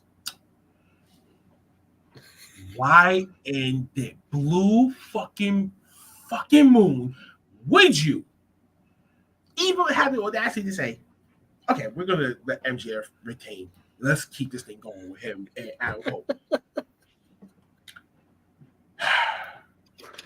For those of you that are wrestling fans at home, and those of you who, or some of you guys that don't, let me explain how injuries to wrestlers happen and what happens when you're a champion, right? When injuries happen, you know, in professional wrestling, they're all going to go through injuries, of course. You know, it comes at random times. You know, we can't predict that shit. You know what I'm saying? Adam Cole just got injured, and supposedly he's out for whatever X amount of time. You know, for a tag team champion, you like y'all know what y'all had to do. Tony Khan, you stupid fucking prick. You know what you had to fucking do. You did the same goddamn thing to CM Punk when he got injured. And you're doing it again right here, right now. What the fuck theory do you have in fucking mind to even considering putting MJF over the Righteous when you know you need a legitimate team for Ring of Honor, by the way? I don't see MJF on Ring of Honor, so why the fuck would you have this man still hold on to these championships? You know the Golden fucking Rule, Roaring. If a champion is injured for more than 4 to 6 weeks, you know what the fuck to do. You have to relinquish the championship. Why the fuck TK did not do that? Why the fuck this stupid dick-sucking prick? Dick sucking to Dave Meltzer, Brian Alvarez, whoever the fuck sources is. If I gotta drop names and become public enemy number 1 on the IWC, I don't give a fuck. I don't be on social media like that anymore. After the last fucking fiasco. And y'all know what the fuck I'm talking about, that little ass fucking prick ass kid. And I can throw in a bunch of names, but I don't want to go into that. Get him, baby. Get him. You can do it, baby.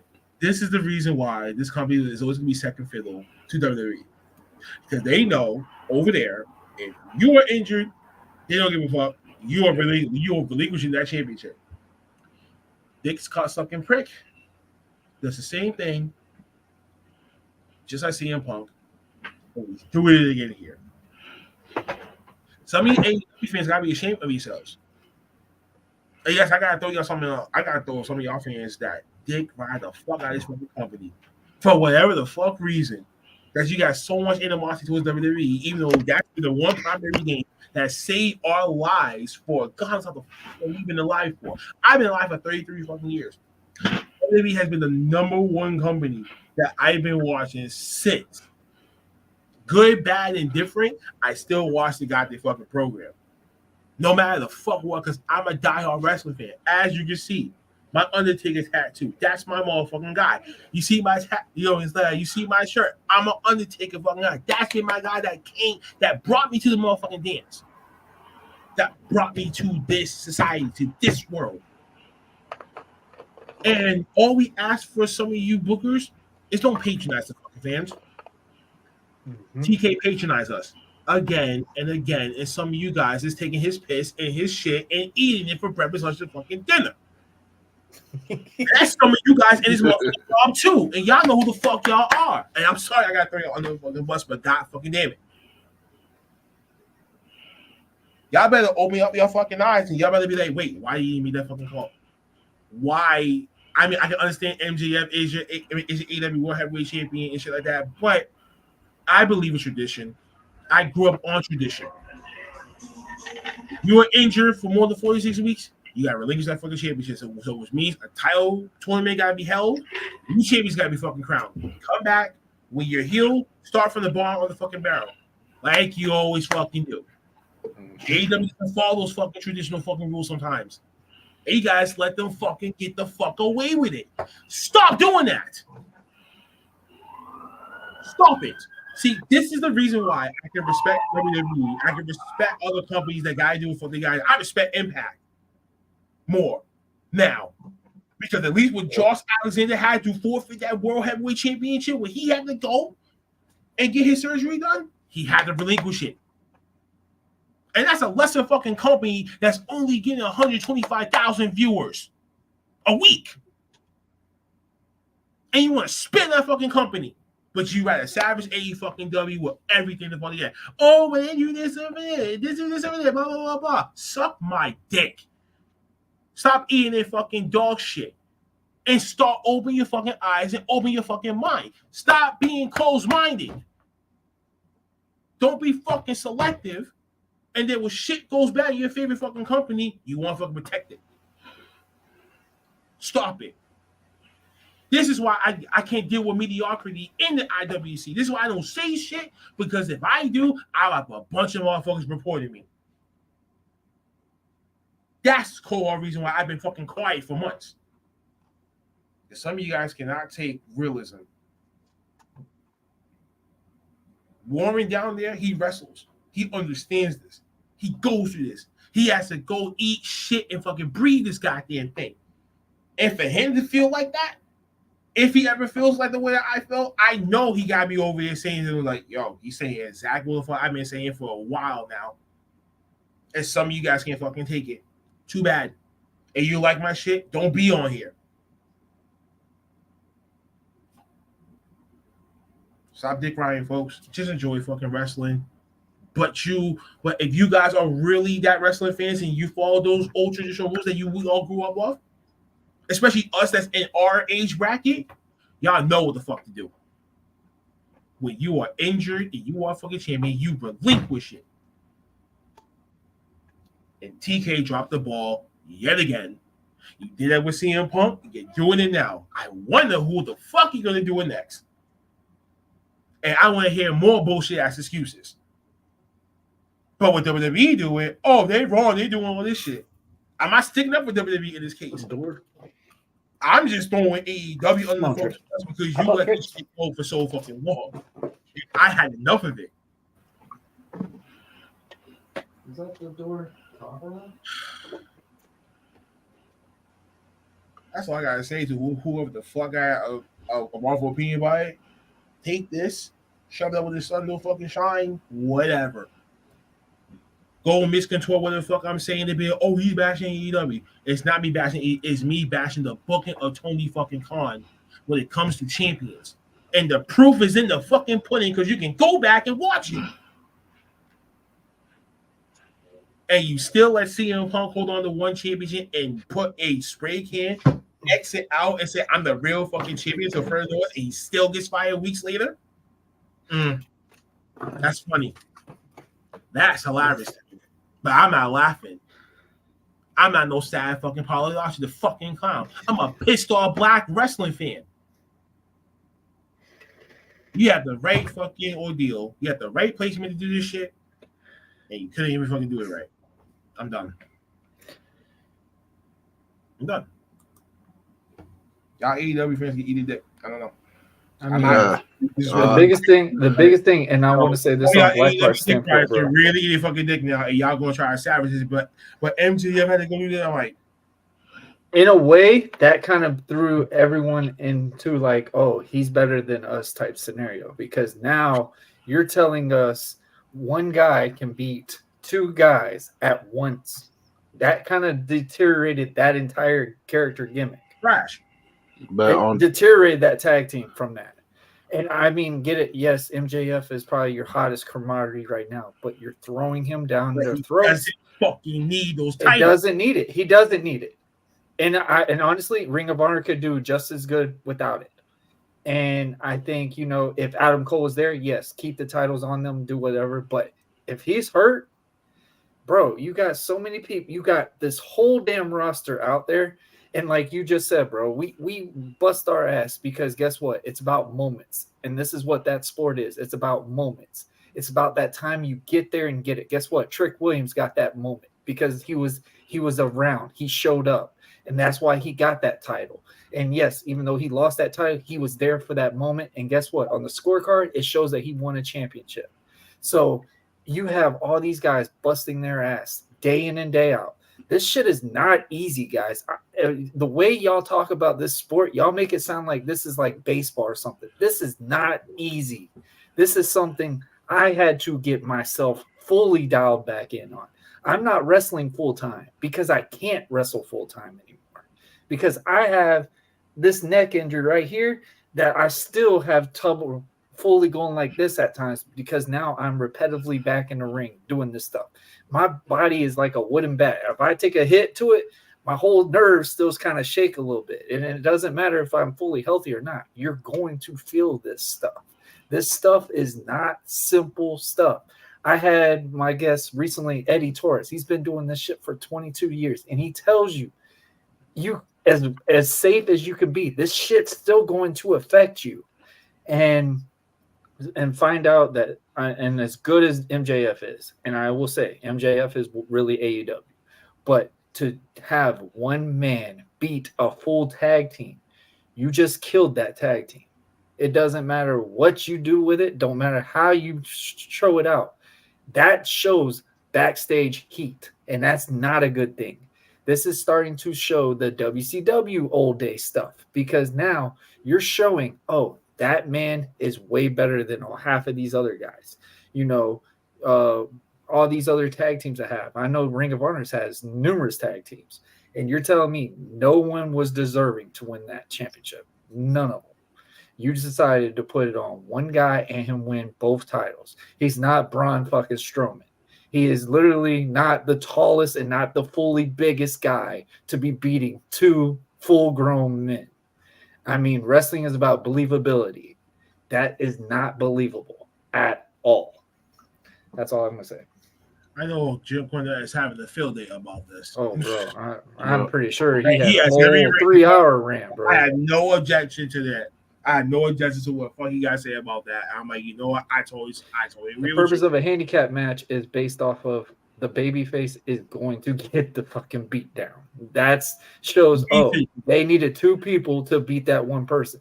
That brings stronger characterability to MJF. Yeah. If you but want him give to MJF, win it, he's not Ultimate Warrior. So let me. So one, I agree with y'all. Of course, I agree with y'all. But when I say it, I hate AEW. But anyway, Mike, tag me in. I get that moniker all the time. There's no I in team, Binky. You're absolutely I right. agree with y'all. And because I know how AEW is, and Blackheart can tell you, that is the exact reason I picked MJF to win that match, because I knew for a fact I just they were not going to let me. This man had common fucking sense and said, okay, one person Now, in a way, MJF is Hogan in AEW right now. MJF is going to do some different shit. Tell me if I'm lying. He's Hogan in AEW right now. Okay, you know what? We're going to move on from that. No.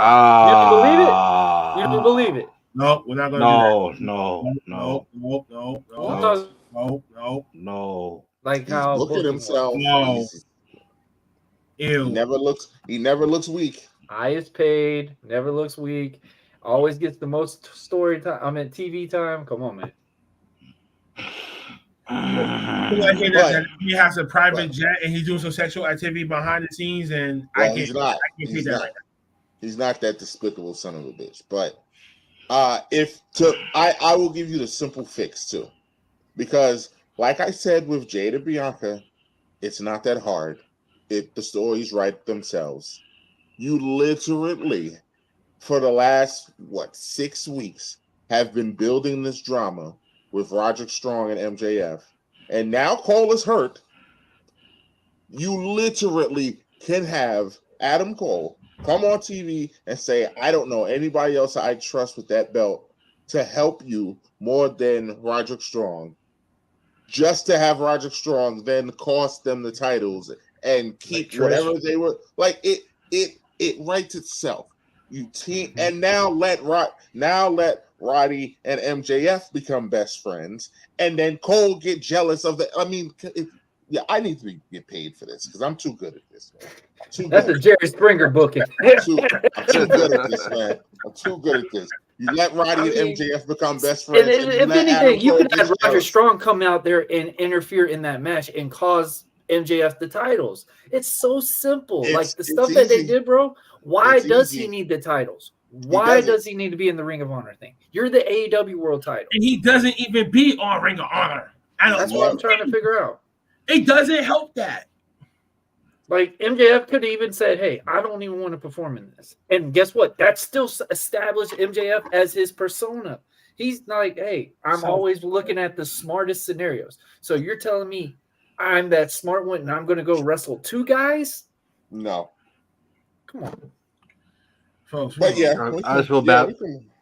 I just feel bad for Vincent and all the righteous, because legit they should never go through the shit that they have gone through during that matchup. Even though I know that MJF was going to win because I already knew that what the wrestling company always do most of the whole entire time. That they'll throw you a curveball, and that curveball, in any single match, and any single match down the line, they'll be like, you know what, let's do a change. Let's give you something that will piss you off. And lo and behold, what pissed everybody off was that handicap match. Question: do y'all think MJF Dynasty starting to deteriorate with regards with fan base? No. Like crowd reaction wise, if they start seeing this more and more every time, do you think it's going to start deteriorating? Yes, because they're trying to push him as a babyface. We can clearly see this now. And it doesn't help when you have Jay White. It doesn't help when you have Jay White out there putting us all to sleep with one of the worst promo battles I've seen in Don't years. even get me started on him. I will. I get canceled by most. This dude's not good on the mic. I'll just leave it at that. I'm sorry. All right, boys, listen. We're just gonna move on because this shit. I will say this though, Julia Hart really shocked me. She did a great performance with Chris Statlander compared to what I thought she would do. I thought she was trash. She's not trash. She got her dues that one. I liked it. She's not trash. Oh man, she was a dude now. So, damn it, TK, you fucking prick. He was so confused, man. He just had to come out of Toy Story world. Stupid idiotic booking. All right, but hopefully this weekend can get a lot more better with this upcoming Fastlane match. TK thinks Ring of Honor is funny. Minneapolis this upcoming weekend. The Undisputed WWE Tag Team Championship being defended. Finn Balor and Damian Priest takes on Jey Uso and Cody Rhodes. Then we got the triple threat match for the WWE Women's Championship. Io Sky defends against Asuka and Charlotte Flair. Oh, this is going to be a quite interesting match to actually witness. Then we got the big banger, the six-man tag team match, the LWO with Rey Mysterio under the United States Champion taking on Bobby Lashley and Street Profits. I can't really say the new Hurt business, but Hurt Profits. The Hurt Profits. Then we get the World Heavyweight Championship in the last man standing match. Seth freaking Rollins defends against Shinsuke Nakamura. And then finally, your main event, I believe, is the top match that everyone's talking about.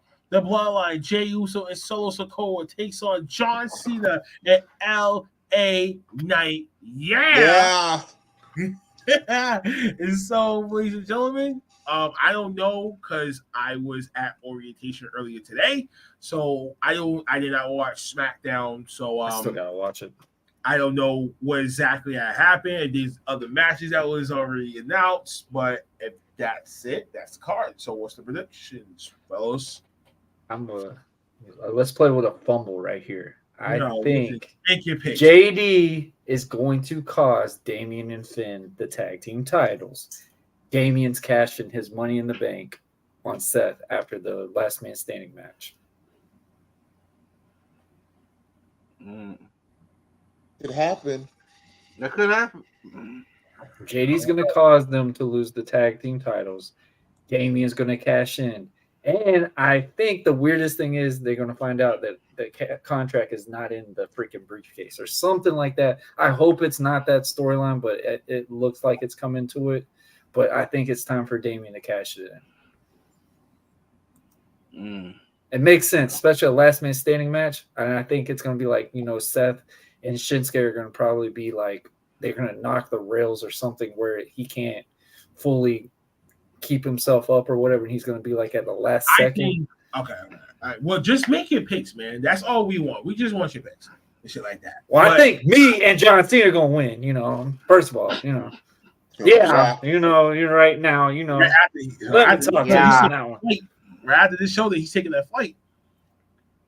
Hey, it happens. Cena's gonna do his thing, Just stay on my way. Stay on my way. Stay on my way. But Jimmy's gonna go too much, and I think Jimmy's gonna take the pin. I think what's the other matches? Honestly, I think Charlotte's beating Io. Io's title reign hasn't been that great. I want Charlotte to take it. It's time. I'm sorry. Everybody can get mad at me.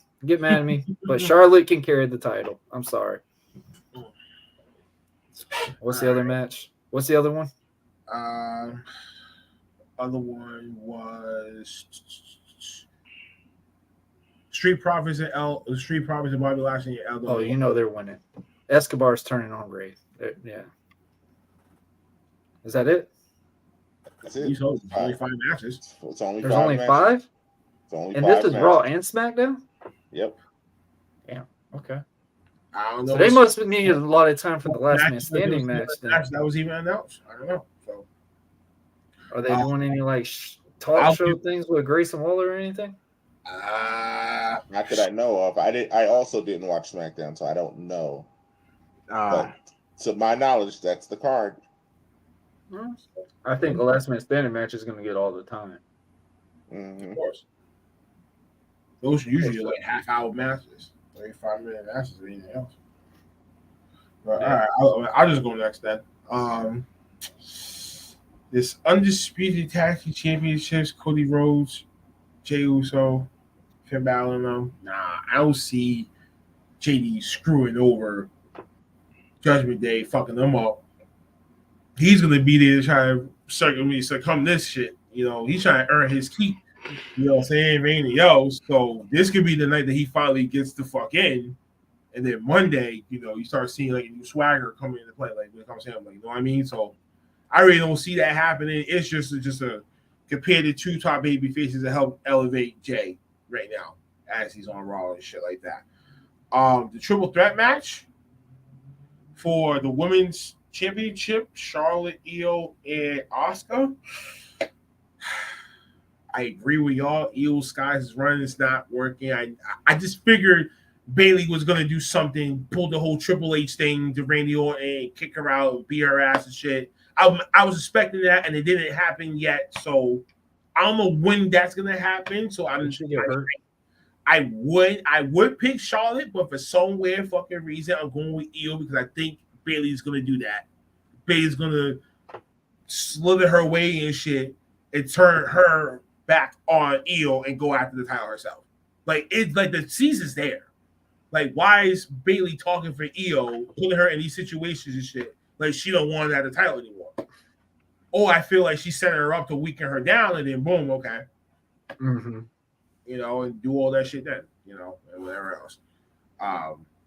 That's one thing that I can see from that shit too. But otherwise, I would look at Charlotte. You know, I think Austin more established. I think Austin kind of is already done with that shit like that. You know, we could see a swerve in this match. I don't know. Austin could win it, but I'll go with Io because I feel like Bayley's gonna do some shit when it comes to that. The LWO and Street Profits. Oh, come on. Like, are we stupid here? The only thing I'm not seeing is the Escobar turning on Ray. Yeah. Really? I don't think that happened.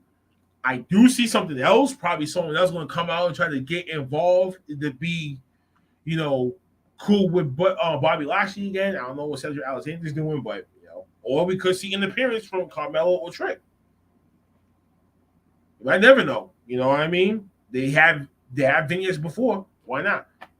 And last man standing match.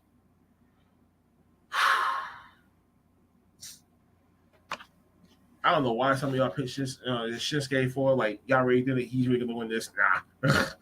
Seth's never gonna win it, but I do see Damian probably cashing in. Even with the tag titles, though, bro. Even with the tag. Hell yeah. So you think he's going to win the title and the tag? Listen, that's going to create inner conflict within Judgment Day now. Because Finn's still hungry, shit like that, whatever. Finn's going to be the one that's going to do something to Damian. You know what I mean? The cockiness and shit and everything else. JD's going to get in Finn's ear. Whoa, yo, look at your mans now. Whatever, you know? It's that easy to plant a seed. to get that main turn. I just see it if he win, you're gonna have to lose one to get the big one, and that's what they always usually do in Eventually, they're WWE. going to lose the tag titles, but Damien's still going to hold on to that world title, if anything else. Okay, that's You know, what he can split that down. Now for the main event, Bloodline, John Cena, and LA Knight. Come on, it's a That's my dog. That's my dog. money main event. Come on, and this is LA Knight's chance to prove that he deserves to be in the main event and keep up with the best. And this helps elevate him. So I'll take it. LA Knight and John Cena, and I'm done with that. Bam, bam, bam.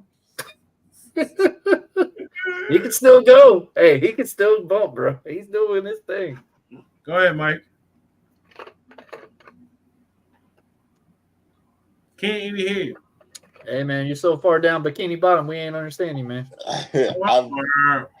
I'm very wary of this card because when it's only 5, that means that they can go a lot of ways.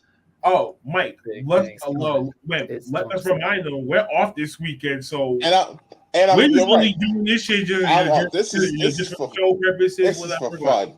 This is for fun. This is mixtape. This is mixtape. Mike. This is mixtape Mike going out right now. I'm just out here having fun. I'm gonna just throw some stuff. Little slide said mixtape Mike. Throw some stuff at the wall and see what happens here.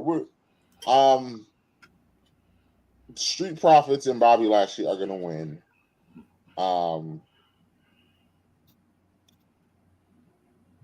I don't know. I feel like I'm actually leaning the opposite. I think Priest and Finn win, and I think it's because JD helps them.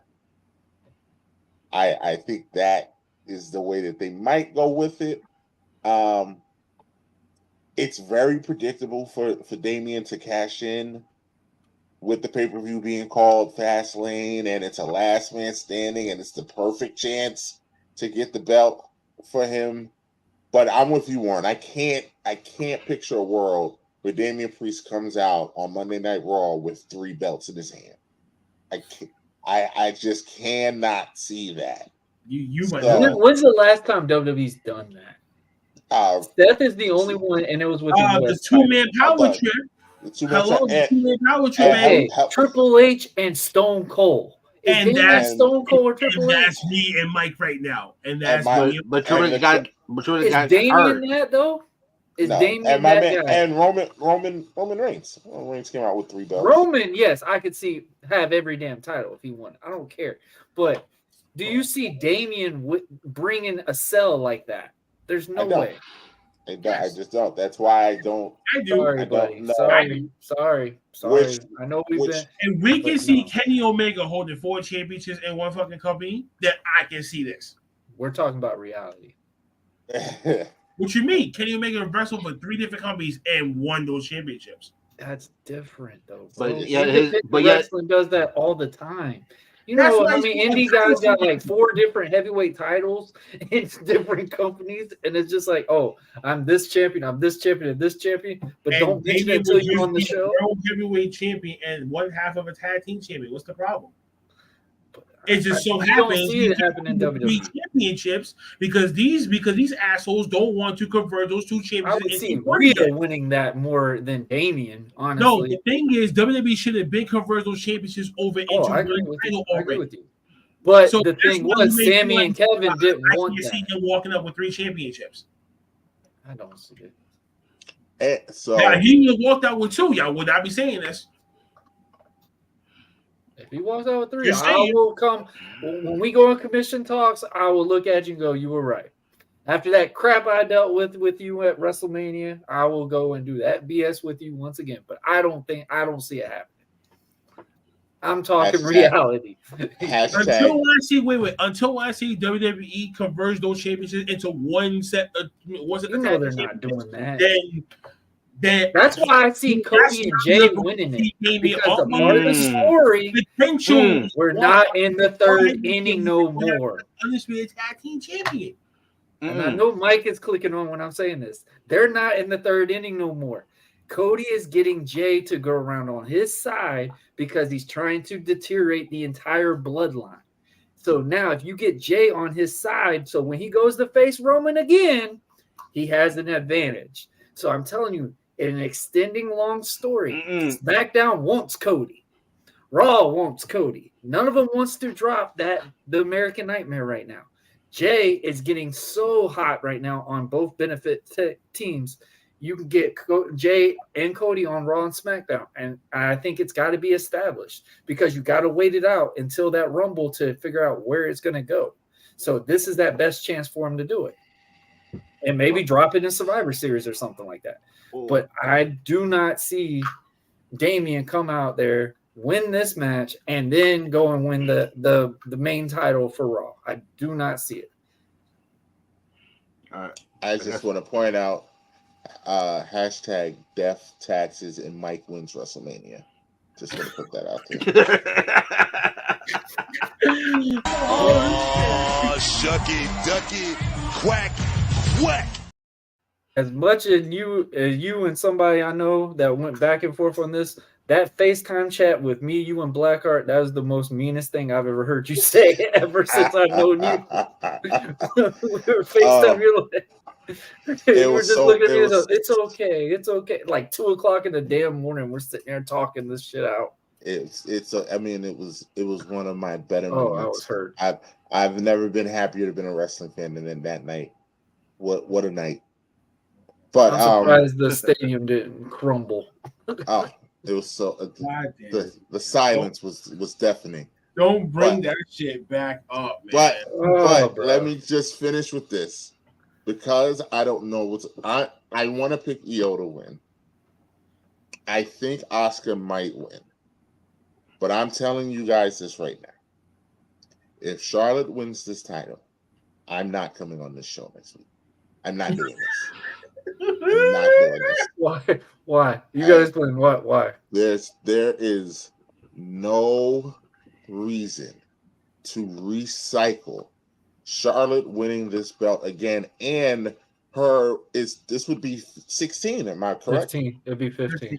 15? Oh God! So she might do it, because I was gonna say it makes no sense for her to tie that record at anything but the Major Four.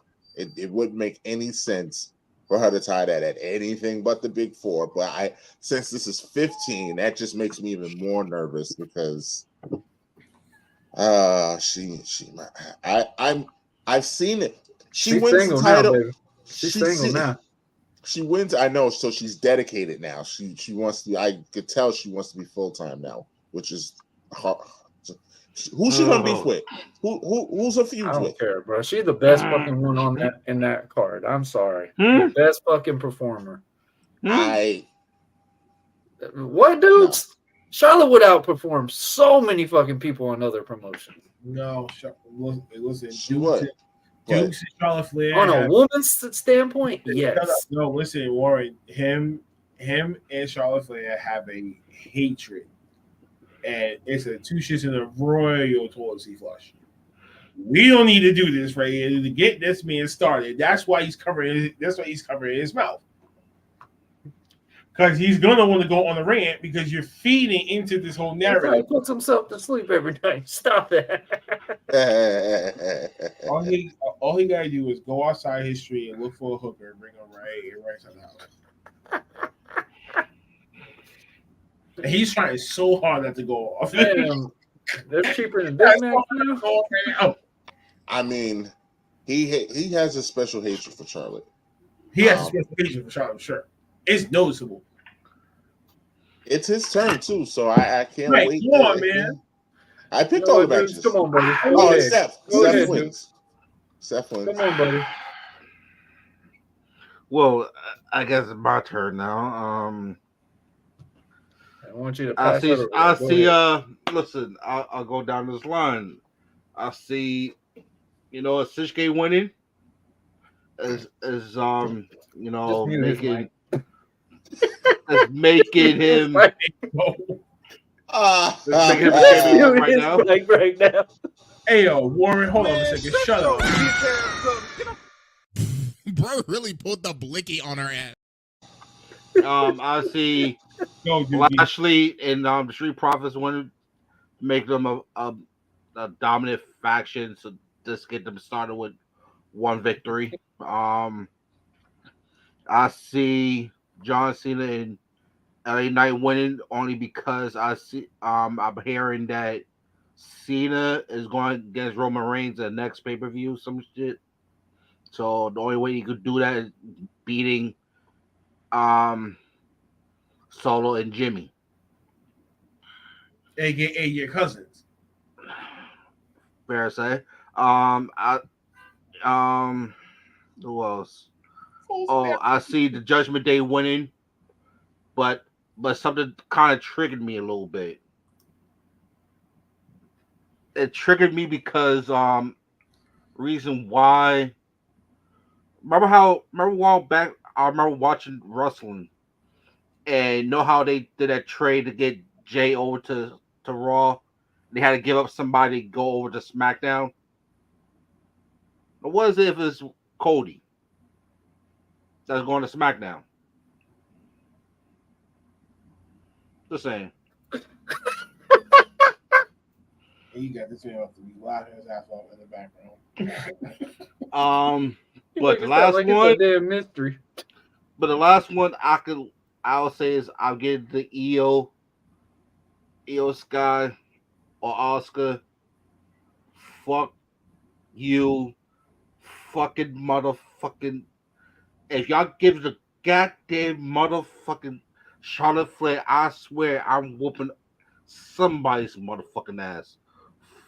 That old wrinkled old ass bitch. You just gotta put the pump to the blow up doll, and then you can have your fight, Dukes. Oh hell nah. Nah. Looking at her is like looking at it's looking at a deformed genetic a 70-year-old Botox looking ass motherfucking ugly ass. You know what? Let me try to keep it PG. Cause honestly, I might have to go PG and go Italian and straight knock one out. But you know what? Wait, he said knock one out. I'm done. Hey yo. Wait, hold on. Yo. Dukes. Number one, this is TVMA, and you know that since day one. What the fuck is about going PG? When the fuck have we ever had? He said he watched Disney. He said he got to change up. Number two, there's ladies in the audience, so I think you might want to choose your words extra careful because I don't want to have a monogamy, hatred coming over there, swinging over there towards your end, and we got the defense. Okay, all right. That's Black Art. You know he likes that. You know that's his role play. Don't convince him, okay, man? Before I give what's up? No. For all the ladies out, listen. We're not yet. Listen, for all the ladies out there, I don't hate female wrestlers. I just hate her. I just hate Charlotte Flair just because of what she's doing to female wrestlers. She's not elevating the female wrestlers like I thought she probably would do for all the female wrestlers just because of her last name. Mute his mic. Shut the fuck up. No, I'm dead serious. As many times as Charlotte Flair has come on wrestling, Oops. She has to be a champion. Name one has she not helped establish? Please name one. That she hasn't? Yes. That girl has bumped her ass off for every single person that she has faced. She helped Ronda fucking Rousey have a decent ass match. She has helped countless superstars. She has helped establish so many fucking women just because of her name. It doesn't even matter. Yes, Charlotte Flair is Ric Flair's daughter, but honestly, and this is how I see this now, Ric Flair is Charlotte's dad. That woman has done so fucking much in a little ass time. She deserves every fucking thing that she has. Like me and Mike have even said, that title has been stale on Io. The only one that can really establish the title again, even though it sounds recycling, is fucking Charlotte. But here's Mic the thing work, ring work, and championship establishment. That's wait, hold on. You said that about Charlotte, right? All right, now let's break that down. Just because of the last name. Now you keep on remembering who actually is helping her behind the scenes. Somebody as a friend of Charlotte Flair, of Ric Flair. Who's that? Triple H. Am I right? Yeah, you're right. So Triple H could be like this. You know what? I've groomed her from NXT, brought her up to the main roster, and I'm gonna groom her to the point where she'll actually be her father. For the longest time, wasn't Vince the one in charge? But But even still, what Vince McMahon has done for Ric Flair, a whole lot. Triple H, he studied Ric Flair. But what I'm saying for a long is, period of time. in ring wise, can you look at Charlotte and say she does not deserve to be in a ring? If she was on another independent promotion, do you think she couldn't hang with other people? I think otherwise. I think other women couldn't be in her shoes and establish what she has had. Yes, we have said she's a WWE girl, but still, bro, she has not, as a very young idea of wrestling. She's doing it because of her brother. Only because of her brother to be what she has become. She has put her life into this. She has done every little thing that she can to establish herself. And she's done a fucking great job on it. I'm sorry, bro. I get it. I understand people have their rants with stuff. Yes, I have my personal rant about CM Punk. I think he absolutely fucking sucks. But anybody else can say what they want about him. But I'm saying about Charlotte Flair, for the little stint that she has had, she has made women's wrestling established in WWE. Bayley, Sasha, all of them, they have established themselves. And they had to have Charlotte in the mix to get that 4-horsewoman established. If you put Charlotte in the ring with anybody, even on AEW or whatever, she is not going to look like she's lost. That's what I'm trying to say about that. I didn't like the CM Punk comment, but I hear what you're saying. I don't think she's a bad wrestler. She's a Hall of Fame talent. But Duke's versus American Fashion. I just did with the American Free Fall. 1, 2, 3. I mean, like, her character is her character is, she can't work without the title. In a way, she's like a female Triple H.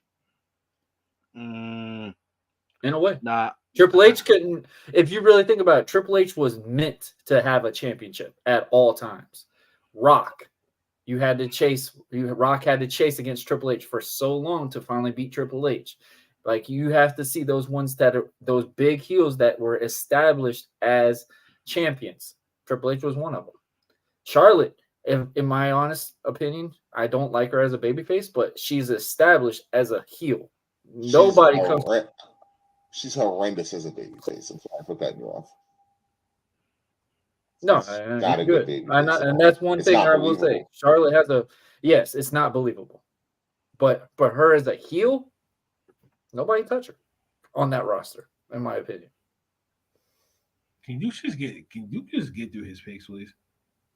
Oh, that was pick 1. He was on pick 2. He said Shinsuke was gonna win, and he was ready to cut his mic off immediately. Yes. Oh my God. So Shin is gonna win. I don't know. Get some W. No, I said shit. I said Shinsuke.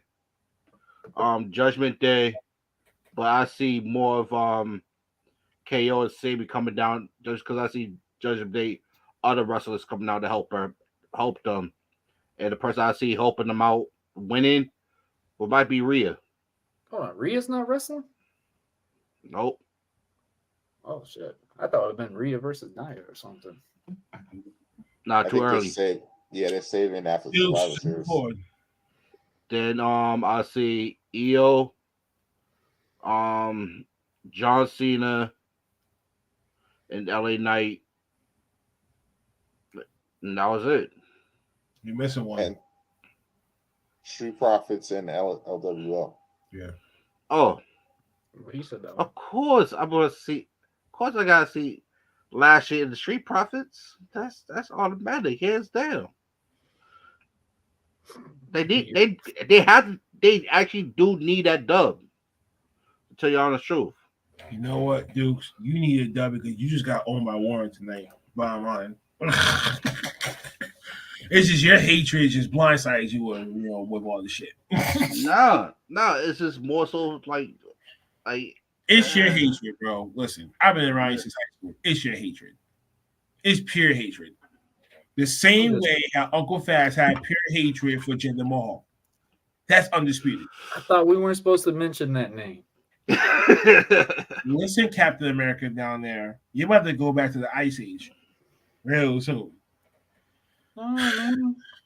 It's kind of cold. I don't want to be out there. What's because he's so used to that fucking Jacksonville weather. I'm sorry. Exactly.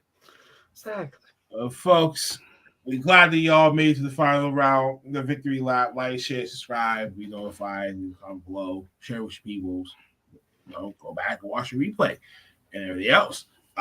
You already know what time it is. So me and Mike, your OTTR and inter podcast champion is going to be taking it tomorrow to see who will we defend our championship against.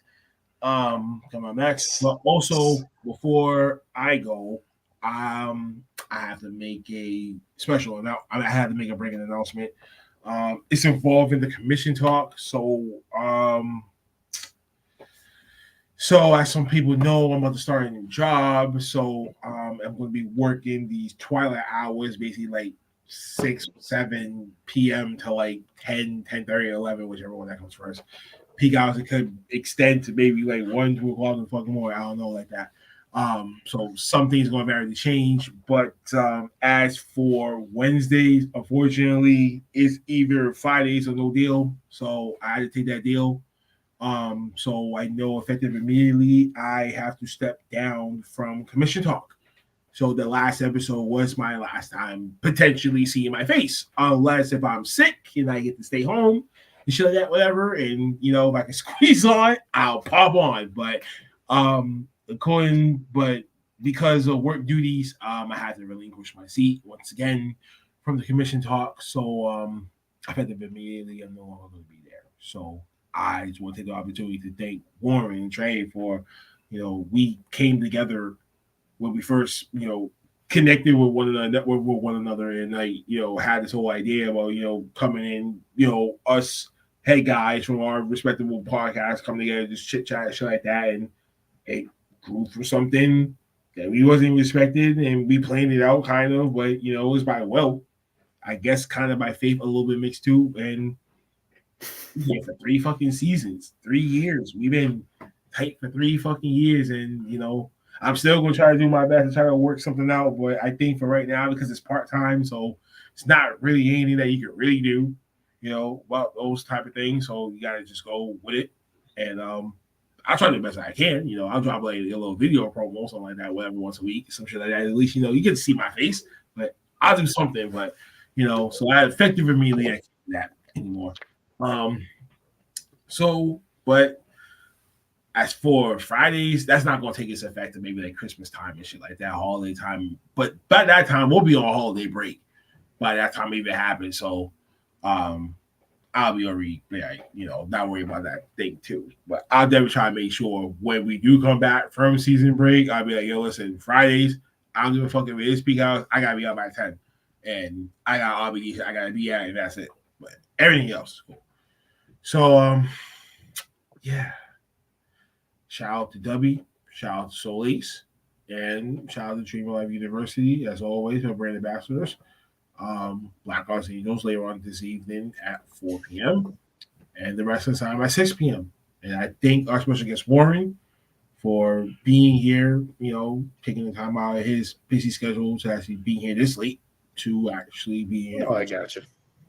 And yeah, I always got to do it. Hey, yeah, but yeah, man, I'll miss our commission talks for a little bit, but I'll still He said for a little bit. You know, you can't get rid of me. You know, I'm there. I'm just there. Evan. When they think of Blackheart, they're like, "Where's Warren? Shut up, Ebony. We that duo, baby. That's all forever. Shut up, Ebony. Shut up, Ivory. Permission for life. You know that's just. Shut up, Ivory. Shut up, forever. Shut up, Ivory. I appreciate that. But I mean, I just took my cap off. Tell Dre, relay the message to him, and I will say this: that I'll try to see if some of them can actually fill in the rotating chair and until the one thing I will say about with commission is when they look at you, me, or Dre. Yes, we have our own different podcasts, but they literally reference us as a group. They literally look at us and go, "Hey, Shiz, okay, Warren." Obviously, you're thinking instantly Warren or Dre. Like they call us the Commission Boys. Like we've been acknowledged all around these other podcasts as the Commission Boys, and we're a true podcast collab. That was what the whole purpose of this whole thing was. Is like, hey, let's have it like a gentleman's club or have somebody come on and have some fun, have some chats, not be so damn serious all the time. Have me and Blackheart have our rant. Like except for me, we were going to kill each other. And literally, we're texting each other at the same time. You want to stop or we want to keep going? Fuck that. Let's keep going. So we'll just keep on rolling with it.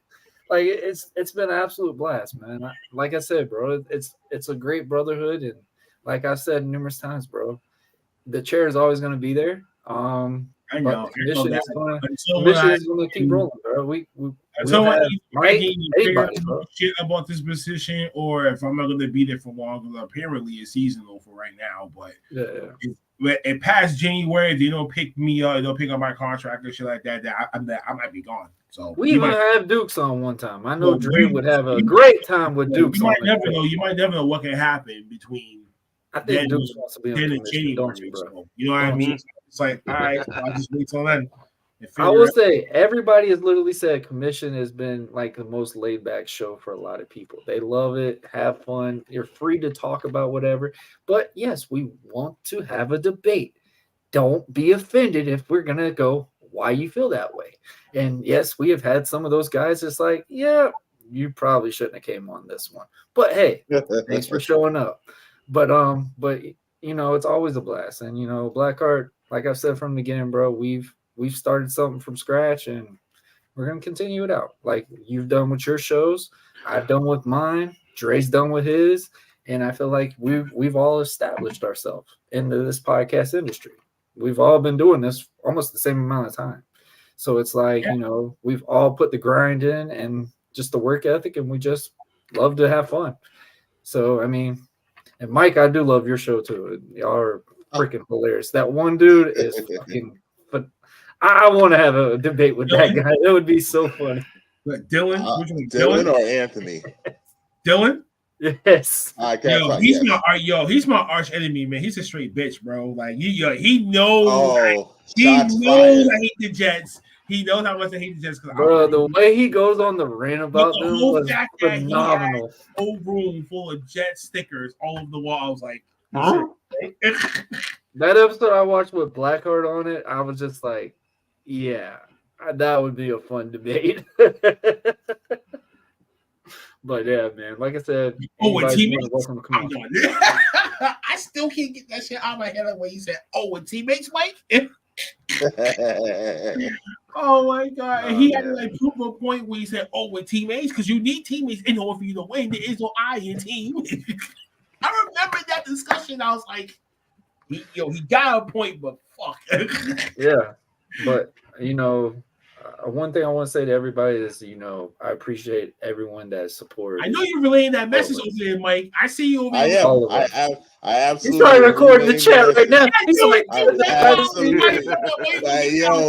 yo, Dylan Blackheart called you a bitch. What you gonna do about it? What you gonna do? Tune in next time on Speak on It. The only reason why, it's sidebar. The only reason why I'm saying that he's a bitch is because this week I'm facing him in the. They played each other. No, that's the only reason. That's the only reason I ain't got beat as bad at all. This whole shout to Dylan, shout to speak on the pod, but y'all my boys over there. But Dylan, this week you a bitch to me right now. Man, But yeah, like I said, bro, like it's always a blast to come on these shows and have fun, talk about wrestling, do whatever you want to do. And I talk about, people look at me as like I'm a non-AEW guy. Guys, I almost signed a damn contract with AEW, but it's like, it's a fun thing. I love having debates. Don't get offended. We like to have fun with these things. But you can catch me on Buzzing with Marlowe. We just had an episode out today. With my good friend Eddie Torres, the heavyweight champion of the company that I work for now personally. Just signed to the actually dotted line, so I'm officially with Destiny Combat Championship Wrestling now for a year. So yeah, I'm fully dialed in with that company now. So that's the first time I have agreed and made a commitment to one full company for a long time. So that's going to be interesting to see. That means steady paychecks is coming in. So yeah, the wife might not be happy with how many bookings are coming up, but it is what it is. But I just want to take everybody, this guy up here for sure, because something that's happened with me personally regarding my son. This guy right here called me from the beginning of the day to the end of the night to help me out with this, and we haven't talked all summer, which that's one thing I love about our brotherhood. It's like, hey man, it's like we never missed a chat, even if it's a whole summer, just to rejuvenate each other. And it's a great catch-up talk, like we like to talk about. And the stuff that I've been going on with him and stuff, it's not been the easiest for me. People look at me like I'm some damn motivational speaker or whatever. I'm just a human being that knows a lot of shit, and I like to talk about it. And so I want to give a shout out to everyone with that. Dukes, it's good to see you back. The show's different without you. I ain't gonna lie. Mike, they gotta have you on the show as well all the time. I'm always around for it. That's what I'm saying, man. You like that evil professor type gimmick. It's perfect for you, man. I'm telling you. And then Blackheart just seems so controlled on y'all's show for some reason. I think it's every time when me and him get to go around, I just gotta ruffle the feathers a little bit with him. Fuck you. Right there. All I gotta do is just say something, and it just gets him in that feel. Don't spoil it, Worry. Don't do it. I mean, it's just a fun thing. Like I said, guys. So just check out Buzzing with Marlowe. Check out Commission Talks. Shout out to my boy Dre. 11:30 podcast. Mr. Handyman himself. Yeah. My man. The story he told us after we gave him that story about Hot Wheels, I'll never let him hear the end of that. That was the funniest thing I've ever heard. And the fact that the story that he told us to was fucking hilarious. Oh my God. I was like, yo, that's your name now. We're gonna have to explain it right after the camera. We love you, Dre. We love you. Definitely, man. It's always a pleasure. Like I said, anyone's more welcome to come on Commission. Message us, message me, message Dre. And message me. Anything else, man. I really message Blackheart, yeah, man. So I mean, Commission Talks is open for anybody, but just have some fun. But thank y'all again. And one before I'm done, let me talk to you. Yeah. Let me talk to you. Yeah. Yeah. Yeah. Yeah. Yeah. Yeah. Yeah. Yeah. Yeah. Poor Cody. Go ahead, Mike. Your OTTR champion, by the way. Thank you. You're reigning, defending OTTR champion. Thank you, everyone, for joining us tonight. You can follow us follow me on all the socials. IAM_MBJ on all the socials. Like they say, you can catch me for sports and culture on the Speak On It podcast, Speak_On It podcast on all the platforms. Blackheart, Dylan said you need to be worrying about your own team because you're in the negative right now. I'm worried. See, he's worried about analytics. He might be worrying and praying about them goddamn injuries. Yes, he does need to worry about it. He doesn't need to worry about let's ride. That's what he needs to worry about. Come on, bro. He's worried about them damn numbers, man. Stop it, pal. Stop it. But it's great to be on. Not that far down. I enjoyed my time off, defending my championship, watching Hangman lose. It was great. I got Dukes this week. Feels good to be back. And yeah, I'll see you when I see you. And last but not least, Mr. Viagra, Mr. Bluetooth, Mr. Lotion. Whoop that ass on Fantasy Boy. Hey, ain't all that now. I've dropped the lotions, dropped everything. You feel me? You're right. I'm sorry. I apologize. Mr. Viagra, Mr. Bluetooth, Mr. Silver. Wait. Come on. Now, where you get all this from? I'm about to be deuced with Josh Dobbs this weekend. I ain't even. Wow. Brett, no Bluetooths out here. Wow.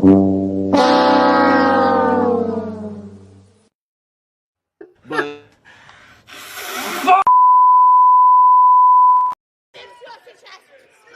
Oh, God. This is what we do. We have fun. This is how we get down. Look, you got Denver defense.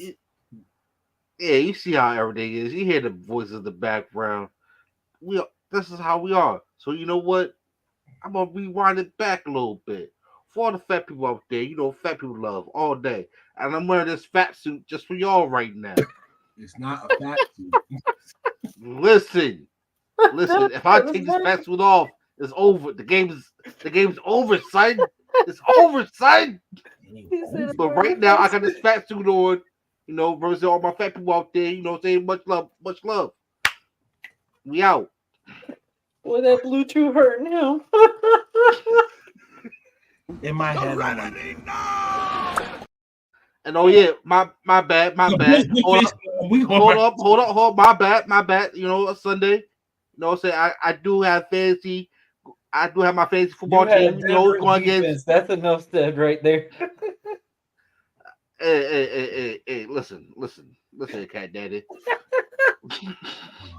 Look again, Cat Daddy. That's all I got right now. That's what you got. That's all I got. Denver and Cleveland, and you put Denver as that defense.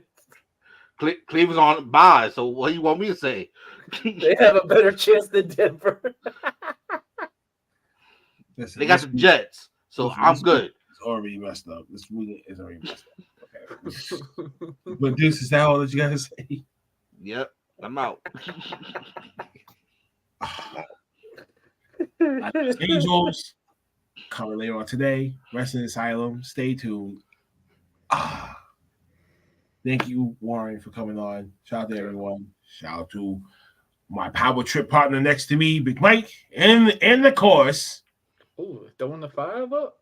No, he's doing the Little Rascals. He's doing the Little Rascals signal and shit. And on that note, folks, we're gonna end it on a positive note.